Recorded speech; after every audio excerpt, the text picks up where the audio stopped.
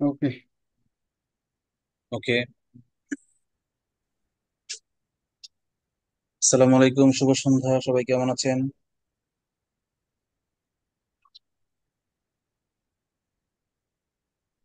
আমি নিলাম। হ্যাঁ, লিভ নাও, তুমি অসুবিধা নেই, আমি ম্যানেজ করবো। আমি আপলোড দিয়ে দিব রেকর্ড। কোনো রেকর্ড আপলোড কি বাকি আছে? একটা মনে হয় আপনার বাকি আছে। আচ্ছা, নো প্রবলেম। মহাকর্ষ এবং অভিকর্ষ, খুব চমৎকার একটা টপিক। নিউটন, হুমায়ুন আহমেদের ছেলে দেখলাম একটা ভিডিও করেছে, বলেছে পৃথিবীতে পাগলের দরকার আছে। ওর বাবা একটা পাগল ছিল, ও নিজেও একটা পাগল। নিউটন ছিল বড় পাগল। আকাশ থেকে, গাছ থেকে আপেল পড়েছে তার মাথায়। ও প্রশ্ন করেছে, আপেল নিচে কেন পড়লো? পাগল না হইলে এই প্রশ্ন কেউ করে? অর্থাৎ পাগল যদি না হয়তো বিজ্ঞানীরা, তাহলে আবিষ্কার হতো না। তো অ্যাকচুয়ালি এই বিজ্ঞানের আবিষ্কারগুলো সব পাগলগুলোই করেছে। মহাকর্ষ জিনিসটা কি?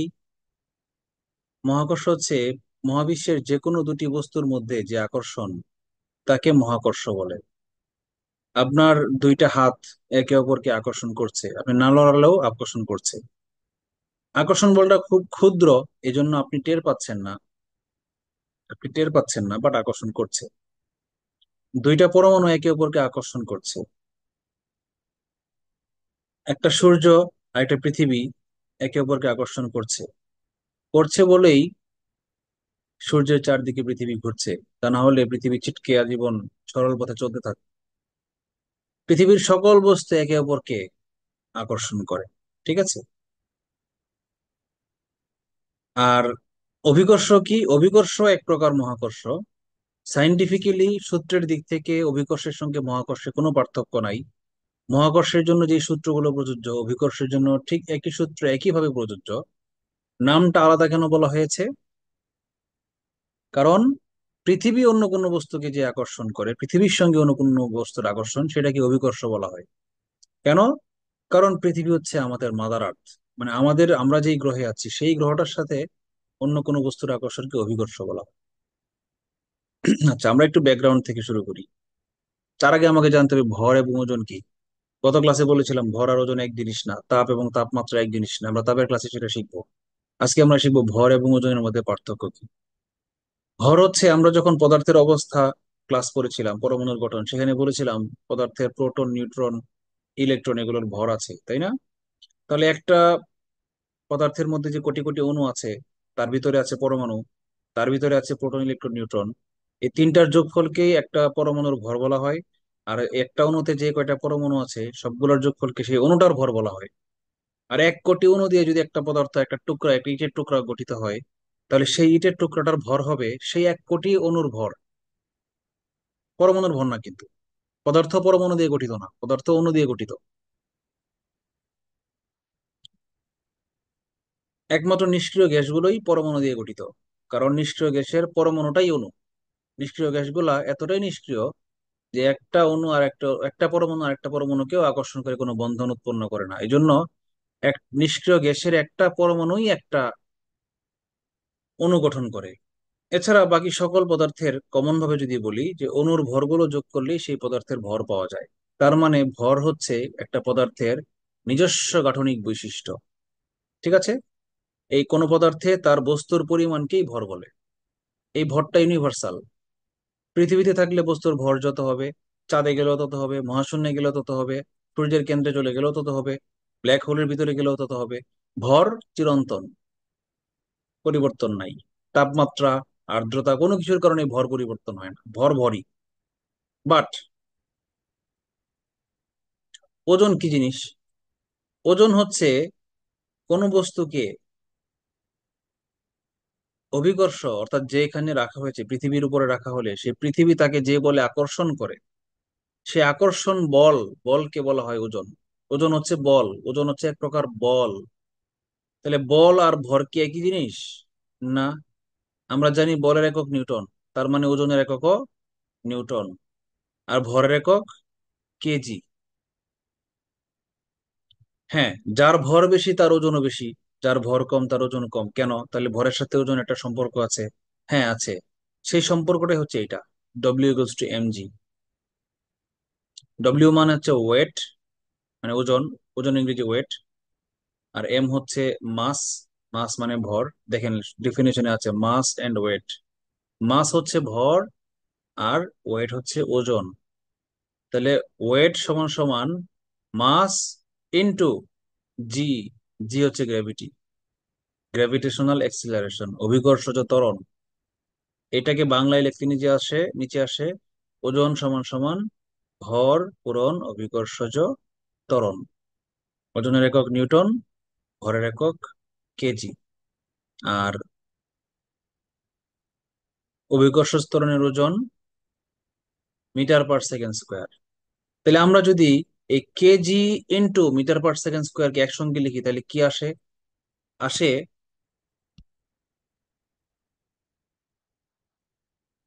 KG into metre per second square.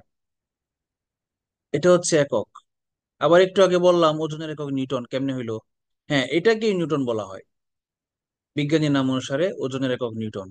1 Newton সমান সমান 1 KG into metre per second square. একক গুলাকে একাধিক ভাবে প্রকাশ করা হয়। যেমন দেখেন, ক্ষমতার একক ওয়াট, বিজ্ঞানীর নাম জেমস ওয়াটের নাম অনুসারে ওয়াট, ডব্লিউ সংক্ষেপে। কিন্তু আসলে কি ওয়াট বলতে কোনো একক আছে? ওয়াট তো বিজ্ঞানের কোনো মৌলিক একক না। মৌলিক একক হচ্ছে ভরের একক কেজি, তারপর সরণের দূরত্বের একক মিটার, সময়ের একক সেকেন্ড, তাই না? তাপমাত্রার একক কেলভিন। এগুলো হচ্ছে রিয়েল একক। কিন্তু অনেক সময় সহজ করার জন্য এবং বিজ্ঞানীদেরকে সম্মান করার জন্য এই জটিল এককটাকে সংক্ষেপে লেখা হয়। এখন আপনারা বলতে পারেন, স্যার ক্লাসে পড়াইছে ওজনের একক নিউটন, তো পরীক্ষায় চলে এসছে নিচের কোনটি ওজনের একক? নিউটন নাই, সেখানে আসে কেজি মিটার, এগুলা কি? তাহলে ভয় পাওয়ার কিছু কোনো কারণ নাই। 1 newton equals to 1 KG metre per second square. ঠিক আছে? কারো কোনো প্রশ্ন আছে এখানে?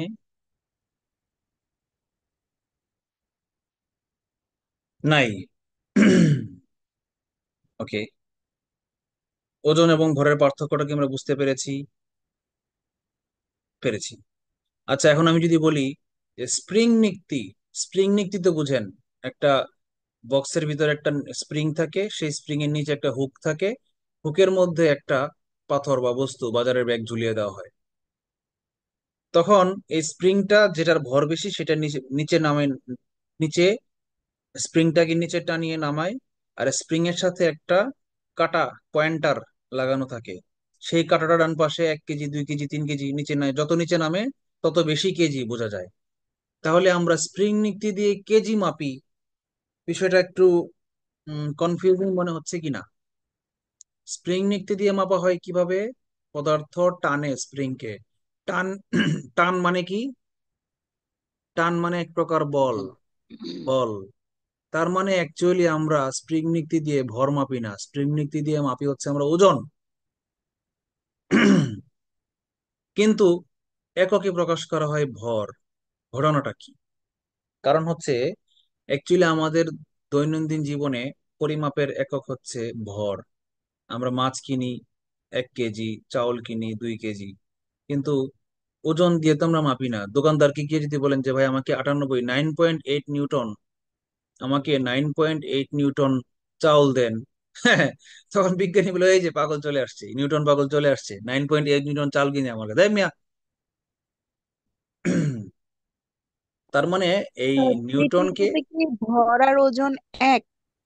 না মানে দুইটা কোনো বস্তুর পৃথিবীতে? না না, এক না, ইকুইভ্যালেন্ট। এক না, সেম না, সিমিলার, ইকুইভ্যালেন্ট। 9.8 নিউটন আর 1 কেজি, দুইটা সমান, ইকুইভ্যালেন্ট। এটার বলার জন্যই আমি এখানে এই প্রসঙ্গটা তুলেছি আর কি। তো দেখছেন, শীট পরে কিন্তু অনেক কিছু হয় না, এগুলা কিন্তু শীট আমি বিভিন্ন বই নেট এগুলা থেকে কালেক্ট করেছি। এগুলা কি ব্যাখ্যা করা আছে এখানে? নাই। এই জন্যই ক্লাস করতে হয়। আমি একটু দেখাই আপনাদেরকে কিভাবে ওজনের সঙ্গে ভরকে আপনি কিভাবে ব্যালেন্স করবেন। পরীক্ষায় আসতে পারে, বললো যে আপনি বাজার থেকে 5 কেজি চাউল কিনলেন, সেটা স্প্রিং নিক্তিতে মাপলে ওজন কত নিউটন হবে? প্রশ্ন করতেই পারে। স্প্রিং নিক্তি দিয়ে ওজন মাপি, কিন্তু প্রতি 9.8 নিউটনকে তারা 1 কেজি সমান ধরে তারা জানে, বিজ্ঞানীরা যেহেতু জানে, যে স্প্রিং নিক্তিটা জানাইছে সে বিজ্ঞানী যে বানাইছে, সে জানে যে 9.8 নিউটন আর 1 কেজি সমান। অর্থাৎ 1 কেজি ভরের একটা বস্তুকে ঝুলাই দিলে সে আপনাকে 9.8 নিউটন বলেই অ্যাকচুয়ালি টানবে। এখন আপনাকে যদি বলা হয় যে আপনার শক্তি কত, আপনি মাপতে পারেন কিনা কত নিউটন, খুব সহজ।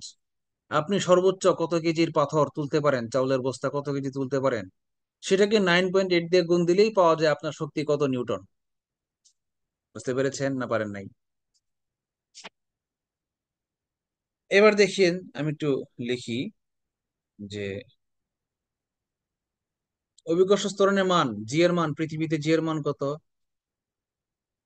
9.8। 9.8। পৃথিবীতে জি এর মান, জি ইকুয়ালস টু স্মল জি,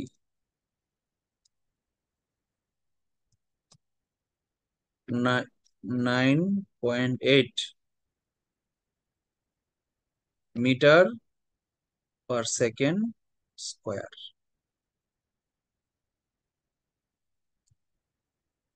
ঠিক আছে, G equal to 9.8 metre square. পৃথিবীতে, এটা হচ্ছে পৃথিবীতে, লিখে দেওয়া দরকার এটাও পৃথিবীতে, না লিখলে আপনারা বুঝবেন না। Sir metre per second square ঠিক আছে, কিন্তু মাইনাসটা কেন ইউজ করা হয়? ওই যে পার,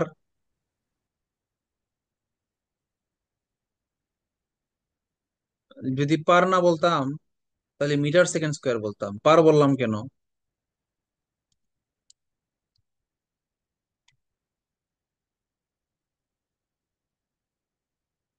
মিটার পার সেকেন্ড স্কোয়ার বললাম, এই পার বলার কারণে মাইনাস আসছে। যদি পারটা না থাকতো তাহলে বলতাম মিটার সেকেন্ড স্কোয়ার। পার বললাম কেন? পার মানে হচ্ছে প্রতি, পার হেড বলে না? যদি বলে যে পার হেড 5টা করে বড়ই দাও, তার মানে 20 জন স্টুডেন্ট যদি থাকে ক্লাসে, তাহলে 100টা বড়ই লাগবে। মানে পার স্টুডেন্ট 5টা করে বড়ই পাচ্ছে। তার মানে কি, 5 দিয়ে 100কে ভাগ দেওয়া লাগছে না? ভাগ দেওয়া লাগছে। পার বললেই বুঝবেন ভাগ দেওয়া লাগছে। কারণ ভাগ যদি দেই, আমরা সূচকের অঙ্ক করেছি, হ্যাঁ, যদি বলি যে 100, যদি বলি 100 piece divided by 20 student equals to কি আসবে? 5 পিস পার স্টুডেন্ট। এই পার স্টুডেন্ট কেন হইলো? এসটা নিচে আছে। এই এস ইনভার্স মানে কি বলেন তো? 1/s। তাহলে পি বাই এস কে আমরা পি এস ইনভার্স বলতে পারি, মানে পার ওয়ান, পি পার সেকেন্ড। আর এটা ওয়ান না থেকে যদি 2 থাকতো তাহলে বলতাম পি পার সেকেন্ড স্কোয়ার। যদি স্কোয়ার না থেকে কিউব থাকতো তাহলে বলতাম পিস পার স্টুডেন্ট কিউব। বুঝতে পেরেছেন না পারেন নাই? স্যার বুঝছি। আচ্ছা, তো মুছে দিই, এটা এটা দরকার নাই আমার, পরে পোলাপান কনফিউজড হয়ে যাবে রিডিং রিভাইজ করার সময়। কিন্তু ওইটা দরকার আছে, কেজি মিটার পার সেকেন্ড স্কোয়ারে যে নিউটন, এটা দরকার আছে। থাকুক এই পর্যন্ত। G equals to 9.8 metre per second square, তাহলে 1 কেজি ইকুইভ্যালেন্ট কি বলতে পারি আমরা? আমরা বলতে পারি 1 কেজি ইকুয়ালস টু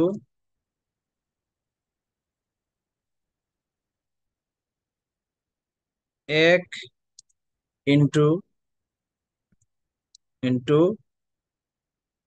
ইংলিশে লিখি, 1 KG equals to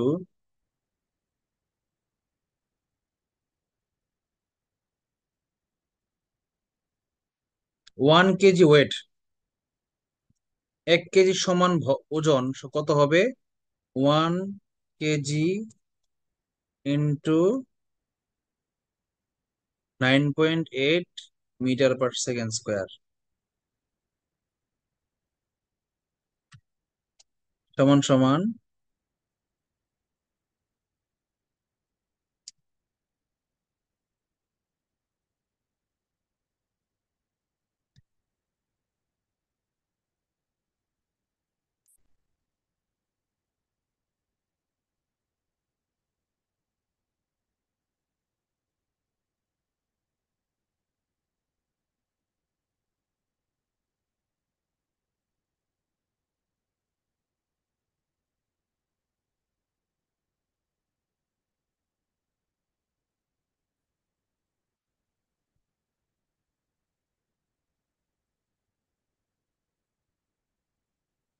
9.8 KG metre per second square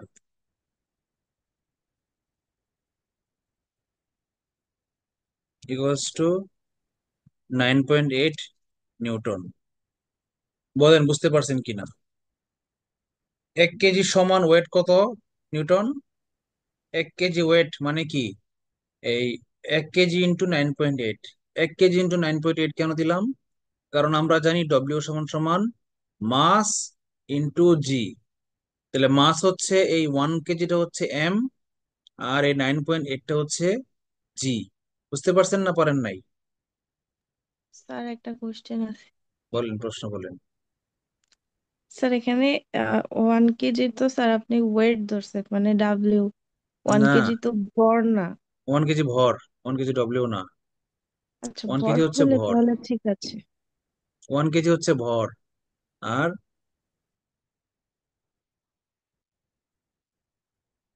1 কেজিটা হচ্ছে মাস, আর এই 9.8টা হচ্ছে জি। ঠিক আছে, এখন ক্লিয়ার বিষয়টা?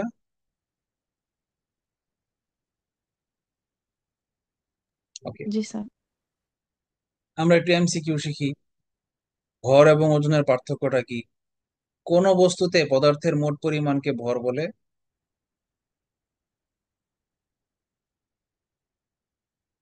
আর কোন বস্তুর উপর ক্রিয়াশীল অভিকর্ষ বলের মানকে ওজন বলে? এটা টাইপিং মিস্টেক।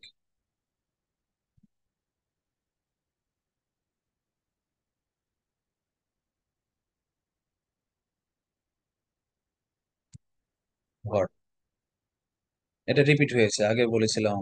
ভরের একক কেজি, ওজনের একক নিউটন বলা হয়েছে। ভর সাধারণ নিক্তি দ্বারা পরিমাপ করা যায়। সাধারণ নিক্তি কোনটা? ওই যে বাটখারাওয়ালা নিক্তি। ভরকে পরিমাপ করতে হবে তুলনা করে অন্য একটা 1 কেজির বাটখারার সঙ্গে। নিক্তিতে, দাঁড়িপাল্লার নিক্তিতে যখন মাপবেন তখন ভর পাওয়া যাবে। কিন্তু যখনই আপনি স্প্রিং নিক্তিতে মাপবেন তখন সেটা হয়ে যাবে ওজন, কারণ এখানে বল পরিমাপ করা হচ্ছে। আবার যখন আমরা যে ডিজিটাল মিটার আছে উপরে রাখলেই ওয়ান ডিজিটালি সংখ্যা দেখায় 9.52 কেজি, অ্যাকচুয়ালি এটা 52 কেজি না, এখানেও বল। যখনই আপনি স্প্রিং নিক্তিটার উপরে নিজের ওজন মাপেন, আপনি যখন দাঁড়ান তখন আপনি কি প্রয়োগ করেন অ্যাকচুয়ালি? বল প্রয়োগ করেন না ভর প্রয়োগ করেন? বল প্রয়োগ করেন, ভর কখনো প্রয়োগ করা যায় না। বল প্রয়োগ করেন। হ্যাঁ, আপনার ভরের জন্যই বলটা প্রয়োগ হয়, কথা সত্য। বাট এই যে ডিজিটাল ওয়েইং মেশিনটা, সে কি টের পায়? সে কি ভর টের পায়? আপনার ভর, আপনার প্রত্যেকটা অণুকে কি সে মাপে? মাপে না। সে কি টের পায়? সে টের পায় যে আপনি দুইটা পায়ের তলা দিয়া কি চাপ দিছেন? চাপ দিছেন, মানে ভর দিছেন। ভর দিছেন না, ওজন দিছেন, বল প্রয়োগ করেছেন। তার মানে এই যে ডিজিটাল মেশিন গুলা, এগুলা অ্যাকচুয়ালি আপনার ওজনটা টের পায়, ভরটা টের পায় না। আপনাকে এই আপনার নিচে আপনি যখন দাঁড়িয়েছেন ওয়েইং স্কেলটার উপরে, আপনার পায়ের নিচে আছে ওয়েইং স্কেল, তার নিচে আছে কে? পৃথিবী। তার মানে এই পৃথিবী আপনাকে টানতেছে বলেই, আপ- পৃথিবী আর আপনার মাঝখানে এই ওয়েইং স্কেলটা ঢুকে গেছে বলেই ওয়েইং স্কেলটা টের পাচ্ছে যে আপনাকে পৃথিবী টানতেছে এই বলে। যদি পৃথিবীর টান না থাকতো, পৃথিবী যদি না থাকতো, আপনাকে যদি মহাশূন্যে নিয়ে যাওয়া হইতো, তাহলে যেখানে ওজন জিরো, গ্র্যাভিটি জিরো, সেখানে দেখতেন যে আপনি ইয়াটা, এই স্প্রিং নিক্তিটা ওজন শো করছে না, জিরো ওজন দেখাচ্ছে। আবার ধরেন এই এভারেস্টের উপরে জি এর মান কমে যায়, যতই পাহাড়ের উপরে উঠি, উচ্চতা উঠলে জি এর মান, অভিকর্ষ ত্বরণের মান কমতে থাকে, যার ফলে বস্তুর ওজনও কমতে থাকে। তাহলে স্প্রিং নিক্তি দিয়ে অথবা ওয়েইং স্কেল দিয়ে আপনি যখন নিজের ওজনটা মাপবেন ইয়ার উপরে গিয়ে, আহ এভারেস্টের উপরে গিয়ে, তখন দেখবেন 52 কেজিকে আর 52 কেজি দেখাবে না, 51 কেজি বা 50 কেজি কম দেখাবে। বাট স্প্রিং নিক্তি ছাড়া আপনি যখন বাটখারা দিয়ে মাপবেন এভারেস্টের উপরে গিয়ে, তখন কিন্তু আপনাকে 52 কেজি দেখাবে। কেন? কারণ এভারেস্টের উপরে আপনার ওজন যেমন কমবে, যেই হারে কমবে, ওই 52 কেজির বাটখারার ওজনও একই হারেই কমবে। ফলে 52 কেজির বাটখারার আপনার ওজন কিন্তু সমানই হবে, যার কারণে ভর মাপতে গেলে আপনাকে বাটখারা লাগবে, তুলনা করে মাপতে হবে। এখন কি বুঝতে পেরেছেন বিষয়টা কি, পার্থক্যটা কি? এই কথাটা একটু আগে বলেছি, একটু আগে পরে, যে স্থান ভেদে ভরের পরিবর্তন হয় না, আর বস্তুর ওজন বিভিন্ন স্থানে বিভিন্ন রকমের হয়ে থাকে। বলেন, কারো কোনো প্রশ্ন আছে?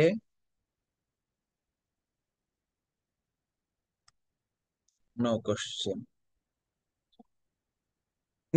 এটা পরে বলে ফেলছি আগে, মহাকর্ষ অভিকর্ষ। নিউটনের মহাকর্ষ সূত্রটা দেখি। পৃথিবীর সবগুলো বস্তু কণা একে অপরকে নিজেদের আকর্ষণ করে। এই আকর্ষণ বলের মান বস্তু কণাদ্বয়ের ভরের গুণফলের সমানুপাতিক। মানে কি, ভরের গুণফল যদি বেশি হয় তাহলে আকর্ষণ বলও বাড়বে। ভরের গুণফল বেশি হয় তার মানে কি, বস্তুগুলোর ভর যদি বেশি হয় তাহলে গুণফলও বেশি হবে, মানে ভারী বস্তু আকর্ষণ বেশি করে। সহজ আলাপ। কোনো প্রশ্ন আছে, কোনো কনফিউশন আছে? ভারী বস্তু আকর্ষণ বেশি করে। আচ্ছা, তারপরে হচ্ছে কি, এদের মধ্যেকার দূরত্বের বর্গের ব্যস্তানুপাতিক। ব্যস্তানুপাতিক মানে 1/ইনভার্স। ব্যস্তানুপাতিক মানে একটা বাড়লে আর একটা কমবে। তার মানে দূরত্ব যদি বেড়ে যায় তাহলে আকর্ষণ বল কমে যাবে।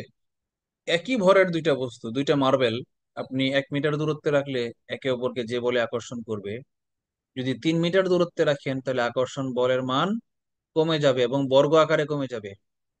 3 মিটার দূরে 3 গুণ দূরত্ব বাড়াই দিলে 3 স্কোয়ার মানে 1/9 ভাগের 1 ভাগ হয়ে যাবে, 9 ভাগের 1 ভাগ হয়ে যাবে।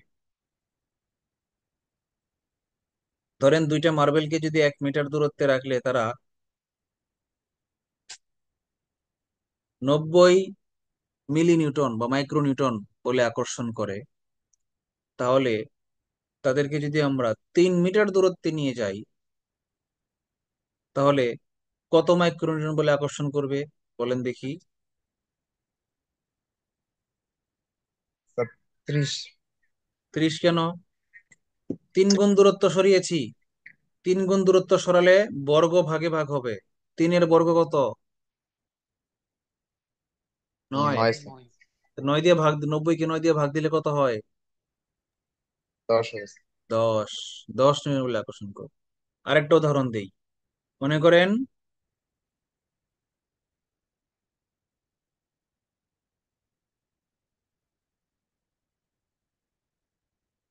দুইটা মার্বেলকে যদি 2 মিটার দূরত্বে রাখা হয়, ঠান্ডা মাথায় ক্যাচ করবেন, দুইটা মার্বেলকে যদি 2 মিটার দূরত্বে রাখা হয় তাহলে তারা একে অপরকে 64 নিউটন বলে আকর্ষণ করে। এখন যদি দুইটা মার্বেলকে 8 মিটার দূরত্বে রাখা হয় তাহলে কত নিউটন বলে আকর্ষণ করবে?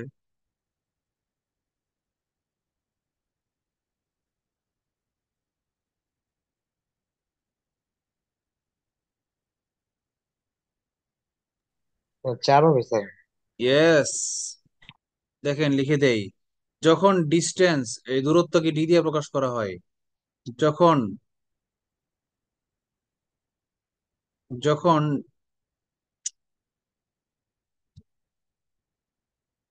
যখন ডি এর মান 2, তখন আকর্ষণ বল এফ, এই এফ কে ফোর্স বলা হয়, বলকে ফোর্স দিয়ে প্রকাশ করা হয়। এফ এর মান হচ্ছে 64। তাহলে যখন ডি এর মান হয়ে যাবে 8, তখন এফ এর মান কত? এটা ছিল আমার প্রশ্ন। বলেন তো বাকিরা সবাই কত হবে? দূরত্ব 2 মিটার থেকে 8 মিটার করছি, মানে কয় গুণ বাড়াইছি?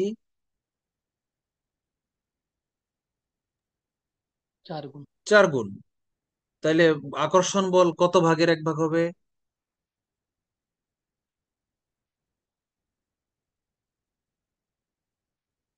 বলেন না কেন? না, কত ভাগ, কত দিয়ে ভাগ দিব? 64 কি কত দিয়ে ভাগ দিব? কত গুণ কমবে?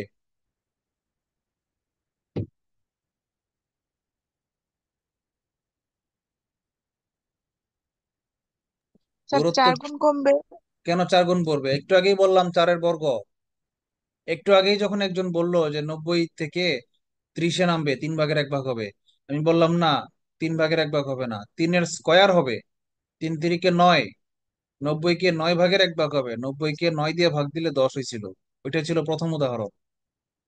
তো বর্গ করেন, 4-এর বর্গ কত? 4 গুণ দূরত্ব বাড়াই দিলে 4-এর বর্গ কত? 16। 16 হবে। তাহলে 64-কে 16 দিয়ে ভাগ দিতে হবে, বুঝতে পেরেছেন?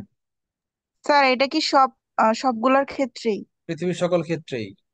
ফিজিক্সের ম্যাথের আচ্ছা। সূত্র ইউনিভার্সালি ট্রু। তাহলে 64-কে 16 দিয়ে ভাগ করলে কত হবে?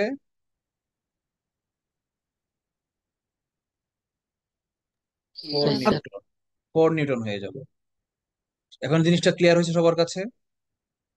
এগুলা ম্যাথ কখনো আসে না এই পর্যন্ত, যদি এক্সট্রিম লেভেলের কোশ্চেন হার্ড করে হ্যাঁ, তাহলে এগুলো আসতে পারে, এছাড়া এগুলো আসার কোনো সম্ভাবনাই নাই। আচ্ছা, আমরা একটু নিচে এগিয়ে যাই। ধরা যাক M1 এবং M2 ভরের দুইটা বস্তু পরস্পরের d দূরত্বে অবস্থিত। বস্তু দুইটার ভর একটা হচ্ছে M1 আর একটা হচ্ছে M2, আর এদের দূরত্ব হচ্ছে ডিস্টেন্স মানে d। M1 মানে মাস 1, M2 হচ্ছে মাস 2, ভর দুইটা। এদের মধ্যকার আকর্ষণ বল F। F মানে ফোর্স। ফিজিক্সের বলকে ফোর্স দিয়ে প্রকাশ করা হয়, এই জন্য এফ ফোর্সের প্রথম অক্ষর এফ দিয়ে প্রকাশ করা হয়। তাহলে এফ সমানুপাতিক, এটা ইনফিনিট না, এটা সমানুপাতিক, প্রপোর্শনাল। এফ সমানুপাতিক M1 M2। আচ্ছা, M1 M2 যখন পাশাপাশি লিখবো মাঝখানে কি চিহ্ন, ভাগ না বিয়োগ? মনে মনে গুণ স্যার। গুণ স্যার চিহ্ন। গুণ। গুণ।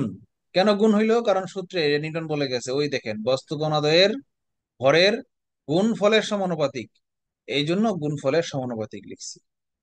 আর সমানুপাতিক লিখছি বলেই সমানুপাতিক চিহ্ন দিছি। আর সমানুপাতিক লিখছি বলে এদেরকে এই যে ভগ্নাংশের উপরে লিখছি, লব আকারে লিখছি।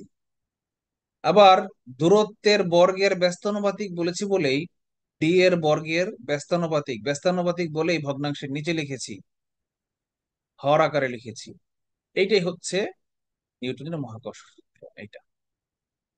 এইটার আরেকটা সেকেন্ড ভার্সন হচ্ছে, আমরা ম্যাথে শিখেছিলাম যে সমানুপাতিক চিহ্ন দিয়ে তো আর কোনো ক্যালকুলেশন করা যায় না, অঙ্ক বের করা যায় না।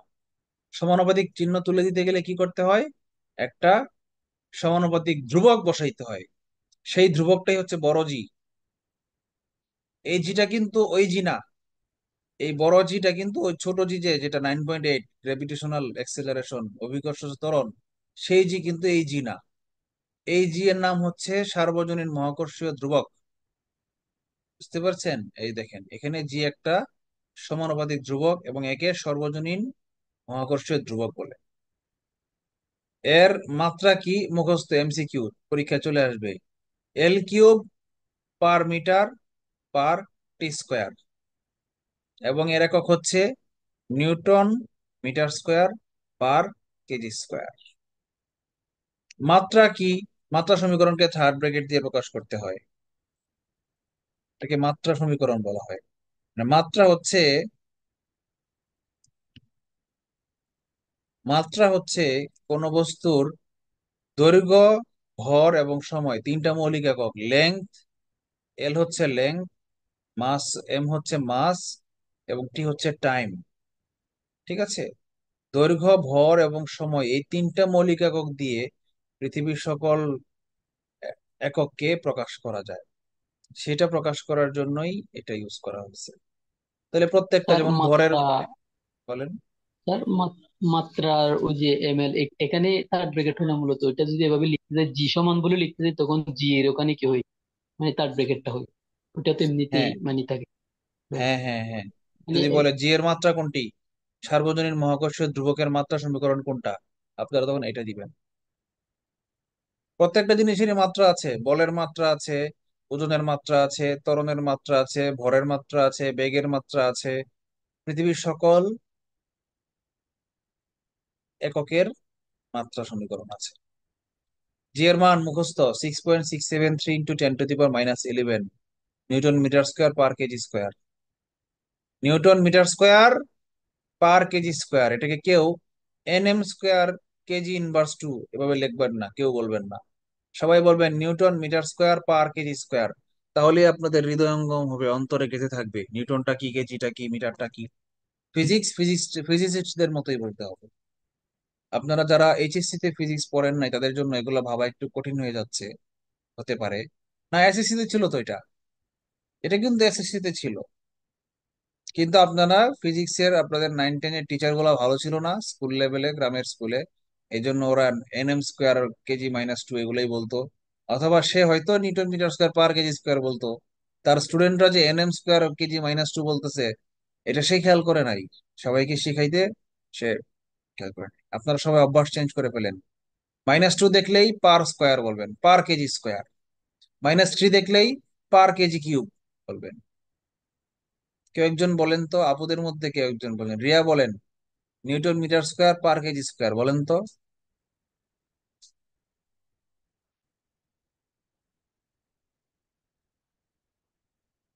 মালিহা বলেন, newton metre square per KG square. Newton metre square per KG square. Very good, okay, আমরা এগিয়ে যাই। অভিকর্ষজ ত্বরণ সম্পর্কে আমরা একটু বিস্তারিত জানি। অভিকর্ষ বলের প্রভাবে ভূপৃষ্ঠে মুক্তভাবে পড়ন্ত কোনো বস্তুর বেগ বৃদ্ধির হারকে অভিকর্ষজ ত্বরণ বলে। আর অভিকর্ষজ ত্বরণ ছাড়া নর্মাল ত্বরণ কাকে বলে? ত্বরণ ইংরেজি অ্যাক্সেলারেশন। যারা গাড়ি চালান তারা জানেন, গাড়ির মধ্যে একটা প্যাডেল আছে, 4 চাকার মধ্যে পায়া পাড়া দিলে ভুং করে গাড়ি শব্দ হয়। মোটর সাইকেলে হাতে ঘোরানোর একটা আছে, হাতে ঘুরাইলেই ভুং ভুং করে শব্দ হয়। এটা কি অ্যাক্সিলারেটর বলা এক্সিলারেটর। হয়? হ্যাঁ, এটা কি অ্যাক্সিলারেটর বলা হয়? রেটর যে করে, জি স্যার। যে অ্যাক্সিলারেশন করতে বাধ্য করে তাকে অ্যাক্সিলারেটর বলা হয়। অ্যাকচুয়ালি অ্যাক্সিলারেটরের কাজ হচ্ছে কি জানেন? অ্যাক্সিলারেটরের সাথে একটা তার মানে কেবল যুক্ত থাকে, সেটা ওই ইঞ্জিনের ভিতরে যে ফুয়েল মানে জ্বালানি ইনজেক্ট করে সেটাকে নিয়ন্ত্রণ করে। যখনই অ্যাক্সিলারেটর টানা হয় বা চাপা হয়, তখনই ওই যে জ্বালানি ইঞ্জিনের ভিতরে জ্বালানি ঢোকার মাত্রা বেড়ে যায়, ওই দরজাটা খুলে যায়। কারণ বেশি পরিমাণ জ্বালানি ইঞ্জিনে ঢুকে, আর ইঞ্জিনে ঢুকলেই ইঞ্জিনটা কি খুব স্পিডে পিস্টন গুলো মুভ করতে থাকে, মানে গাড়ি স্পিডে রান করে। তো এক্সেলারেশন কেন হয়? জ্বালানির কারণে, বুঝলাম। আর অ্যাক্সেলারেশন মানেই হচ্ছে ত্বরণ, ত্বরণ মানেই বেগ বৃদ্ধি পাওয়া। বেগ বৃদ্ধিকে ত্বরণ বলে। ত্বরণের বিপরীত শব্দকে বলা হয় মন্দন। মন্দন, ডিসিলারেশন। এটা ঋণাত্মক ত্বরণ। অ্যাক্সেলারেশন, অ্যাক্সেলারেশন, ডিসিলারেশন, হ্যাঁ, ঋণাত্মক ত্বরণ। দুইটার একক কি একই? বলেন তো, ত্বরণের একক কি? Metre per second metre per square. Second. Metre per second square. অভিকর্ষ ত্বরণ যেহেতু এক প্রকার ত্বরণ, সুতরাং নর্মাল ত্বরণ আর অভিকর্ষ ত্বরণ দুইটার মানই এককই, সেম, সেটাই মিটার পার সেকেন্ড স্কোয়ার। ভূপৃষ্ঠে একটু আগে আমি বলেছিলাম 9.8, বাট অ্যাকচুয়ালি 9.8 না, 9.8 এর পরে 0655, 0665 আছে। আচ্ছা, আদর্শ মান বলতে কোনো কথা নাই, এটা অ্যাকচুয়ালি গড় মান, গড়। ঠিক আছে, পৃথিবী পৃষ্ঠে গড় মান। গড় কেন? কারণ পৃথিবীর পৃষ্ঠের এক এক জায়গায় জি এর মান এক এক রকম। ঠিক আছে। আহ সাধারণত জি এর মানটা বের করা হয় সমুদ্র পৃষ্ঠে। কারণ ভূপৃষ্ঠে মাটিতে বসে যদি আপনি মাপেন, তাহলে কক্সবাজারের চেয়ে ময়মনসিংহের উচ্চতা বেশি। তার মানে ময়মনসিংহে জি এর মান 0.001% কম আসবে। কারণ পৃথিবীর কেন্দ্রে যতই কাছে যাওয়া যাবে বা লেভেলে যাওয়া যাবে, না, কেন্দ্রের সাথে আবার আলাদা হিসাব, ওয়াটার লেভেলে জি এর মান সবচেয়ে বেশি। যতই উপরে উঠতে থাকবে ওয়াটার লেভেল থেকে, জি এর মান কমে যেতে থাকবে। আবার যখনই ওয়াটার লেভেল পৃথিবীর থেকে গভীরে কেন্দ্রে, ঢুকতে থাকবেন, তখন জি এর মান কমতে থাকবে। ঠিক কেন্দ্রে শূন্য। কেন্দ্রে শূন্য, এটা আমরা আসবো, পরে আসবো।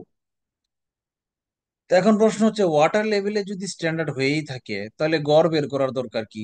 যে কোনো এক জায়গায় পানিতে চলে যাই, সমুদ্রে যাই, তাই তো আইলাম সাগরে, একটা গান আছে না, আমার মন বসে না শহরে, ইট পাথরে নগরে, তাই তো আইলাম সাগরে, তাই তো আইলাম সাগরে। এখন কোন একজন বিজ্ঞানী যদি মন খারাপ হয়ে যায়, ধ্যাৎ তেরি, এত ল্যাবরেটরিতে ভালো লাগে না, একটা মেশিন ল, মেশিন লয়ে চল জায়গা সমুদ্রে, কক্সবাজার গিয়া সি বিচের মধ্যে বালির মধ্যে বসে মাপি গিয়া ত্বরণ কত, তাইলে তো হয়ে যায়। তাইলে আমার গড় বের করার দরকারটা কি ছিল? হ্যাঁ, দরকার আছে। কেন বলেন তো? কারণ ওয়াটার লেভেলও পৃথিবীর সব জায়গায় সমান না। আমরা জানি পানিকে ছেড়ে দিলে, মাটিতে ছেড়ে দিলে পানির উপরের লেভেলটা সবসময় সমান হয়, ভূপৃষ্ঠের সাথে সমান দূরত্ব অতিক্রম করে। কিন্তু ভূপৃষ্ঠটাই তো সমান না। পৃথিবীটা এমন, কেন্দ্র থেকে, পৃথিবীর কেন্দ্র থেকে মেরু অঞ্চলের দূরত্ব কম, আর বিষুবরেখার বিষুবীয় অঞ্চলের দূরত্ব বেশি। পৃথিবীটা একদম গোলাকার, ফুটবলের মতো না। পৃথিবীটা কেমন? ডিম্বাকার। একটু ডিম্বাকার। একটু ডিম্বাকার, একটু চ্যাপ্টা, কমলা লেবুর মতো, কমলার মতো। এই জন্য মেরুতে এবং বিষুবীয় অঞ্চলে এবং আপনার নিরক্ষীয় অঞ্চলে এবং হচ্ছে আপনার এই 23.5 ডিগ্রি অক্ষাংশে, এই মকর ক্রান্তি, কর্কট ক্রান্তি, এই বিন্দুগুলাতে বিভিন্ন জায়গায় জি এর মান বের করে বিজ্ঞানীরা গড় মান বের করেছে 9.80665। এখন মেরু অঞ্চলে যেহেতু কেন্দ্র থেকে কাছে, আবার বিষুবীয় অঞ্চলে যেহেতু কেন্দ্র থেকে দূরে, তাহলে আপনারা কমন সেন্স অ্যাপ্লাই করে বলেন তো, মেরু অঞ্চলে জি এর মান বেশি নাকি বিষুবীয় অঞ্চলে জি এর মান বেশি? মেরু অঞ্চলে বেশি। মেরু অঞ্চলে জি এর মান বেশি। ওকে। ভূপৃষ্ঠে বস্তুর অবস্থান পরিবর্তনের সাথে ত্বরণের মান এবং ওজনের মান পরিবর্তন হয়। ত্বরণ আর ওজন একই জিনিস। ত্বরণ যেই হারে পরিবর্তন হয়, ওজন একই হারে পরিবর্তন হয়। কেন? কারণ আমরা যে একটু আগে সময় দেখি সূত্র দেখেছিলাম, W=mg, এখানে এম কিন্তু ফিক্সড ছিল। একটা বস্তুকে আপনি বিষুবীয় অঞ্চল থেকে মেরু অঞ্চলে যদি নিয়ে যান, তার ভরের কিন্তু কোনো পরিবর্তন হচ্ছে না। যা সুতরাং যেই হারে ত্বরণ কমবে বা বাড়বে, ওজনও একই হারে কমবে বা বাড়বে। তার মানে বুঝতে পারলাম কোন বস্তুর ওজনের জন্য দায়ী তার ত্বরণ। ঠিক আছে, ত্বরণ না থাকলে ওজন হয় না। এই যে স্পেস শাটল বা স্যাটেলাইট, ইন্টারন্যাশনাল স্পেস সেন্টার, ওই স্যাটেলাইটে জি এর মান 0। এই জন্য দেখবেন যে স্পেস শাটলে গেলে বা এই কি বলে এটাকে, আহ স্যাটেলাইটে গেলে বিজ্ঞানীরা হাঁটে না, সাঁতরায়, ধাক্কা দিয়া শূন্যে ভাইসা, পানির মধ্যে যেরকম মনে এরকম ভাইসা ভাইসা যায়। এর কারণ কি? কারণ ওখানে কোনো জি নাই, ত্বরণ নাই, এই জন্য কোনো ওজন সে ফিল করে না। জি 0, এম ঠিকই থাকে। তাহলে W=m × g। যখন জি 0 বসাই দিবেন, তখন এমও 0 হয়ে যাবে, মানে ওজন পুরোটাই 0 হয়ে যাবে। তার যে ভর আছে সেটা সে ফিলই করবে না। 0 দিয়ে গুণ করা, তার ভর হয়তো অনেক, সে মোটা বেশি, 120 কেজি তার ওজন। এই মোটা একটা লোক যখন স্যাটেলাইটে যাবে, তখন সে দেখবে তার ভর তার কাছে 0 মনে হবে, কারণ 0 দিয়ে গুণ করা হয়েছে 120-কে। আচ্ছা, ভূপৃষ্ঠে ব্র্যাকেটে মনে রাখবেন, ওয়াটার লেভেলে জি এর মান সর্বোচ্চ। ভূপৃষ্ঠ থেকে যতই উপরের দিকে উঠতে থাকবে, জি এর মান ততই কমতে থাকবে। ঠিক আছে। ভূপৃষ্ঠ থেকে প্রায় 3200 কিলোমিটার বা 2000 মাইল করে উঠলে জি এর মান শূন্য হয়ে যায়। সেখানে বস্তুর কোনো ওজন সেটি টের পায় না। মানে স্প্রিং নিক্তি দিয়া বা ওয়েইং স্কেল দিয়ে মাপলে আপনি দেখবেন 0। ভূপৃষ্ঠের মধ্যেও যে ওজন 0 হইতে পারে। কোথায় জানেন? লিফটের মধ্যে। লিফট যদি ছিঁড়ে পড়ে যায়, লিফট যদি ছিঁড়ে পড়ে যায়,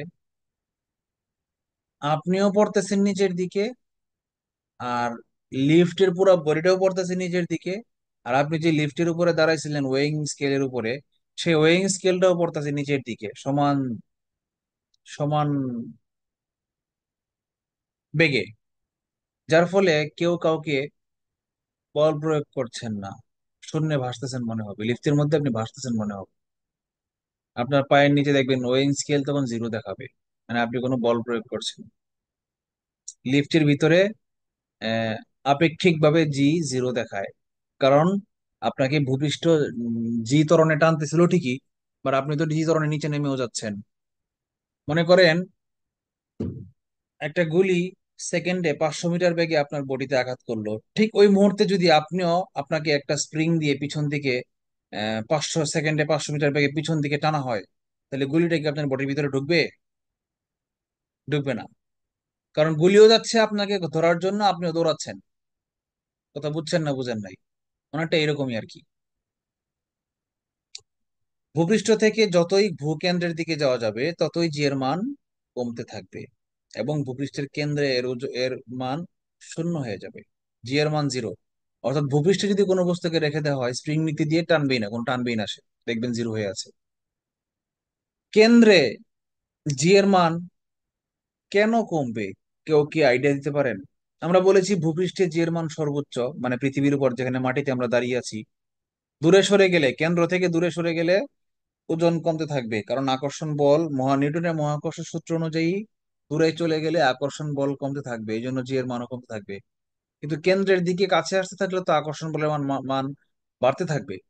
তাহলে যদি আমরা এই মাটি ভেদ করে কুয়া খনন করে আরো কেন্দ্রের দিকে কাছে চলে যাই, তাহলে তো জি এর মান বাড়া উচিত, বাড়ার কথা।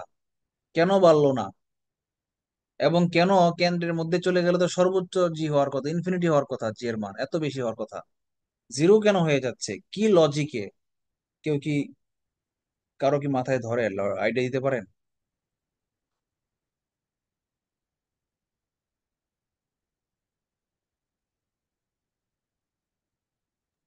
স্যার বাতাসের উপস্থিতির জন্য।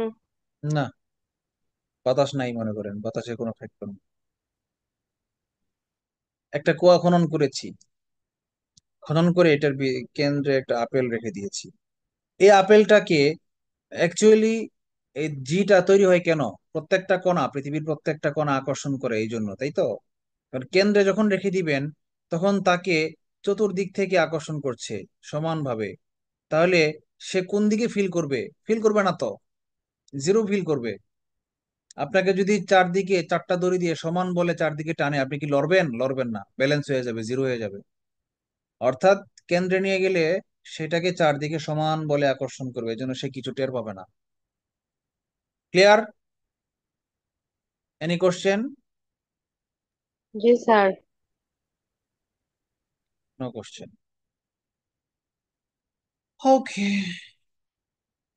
মেরু অঞ্চলে জি এর মান সর্বোচ্চ 9.83217 মিটার পার সেকেন্ড স্কয়ার। আবার বিষুবীয় অঞ্চলে এই নিরক্ষীয় মানেই বিষুবীয়, জি এর মান সর্বনিম্ন, তো কম হয় লেখাটা বাড়তি বাহুল্য, এটা কেটে দিলাম, লেখার কোনো দরকার নাই। নিরক্ষীয় অঞ্চলে জি এর মান সর্বনিম্ন 9.78039 মিটার।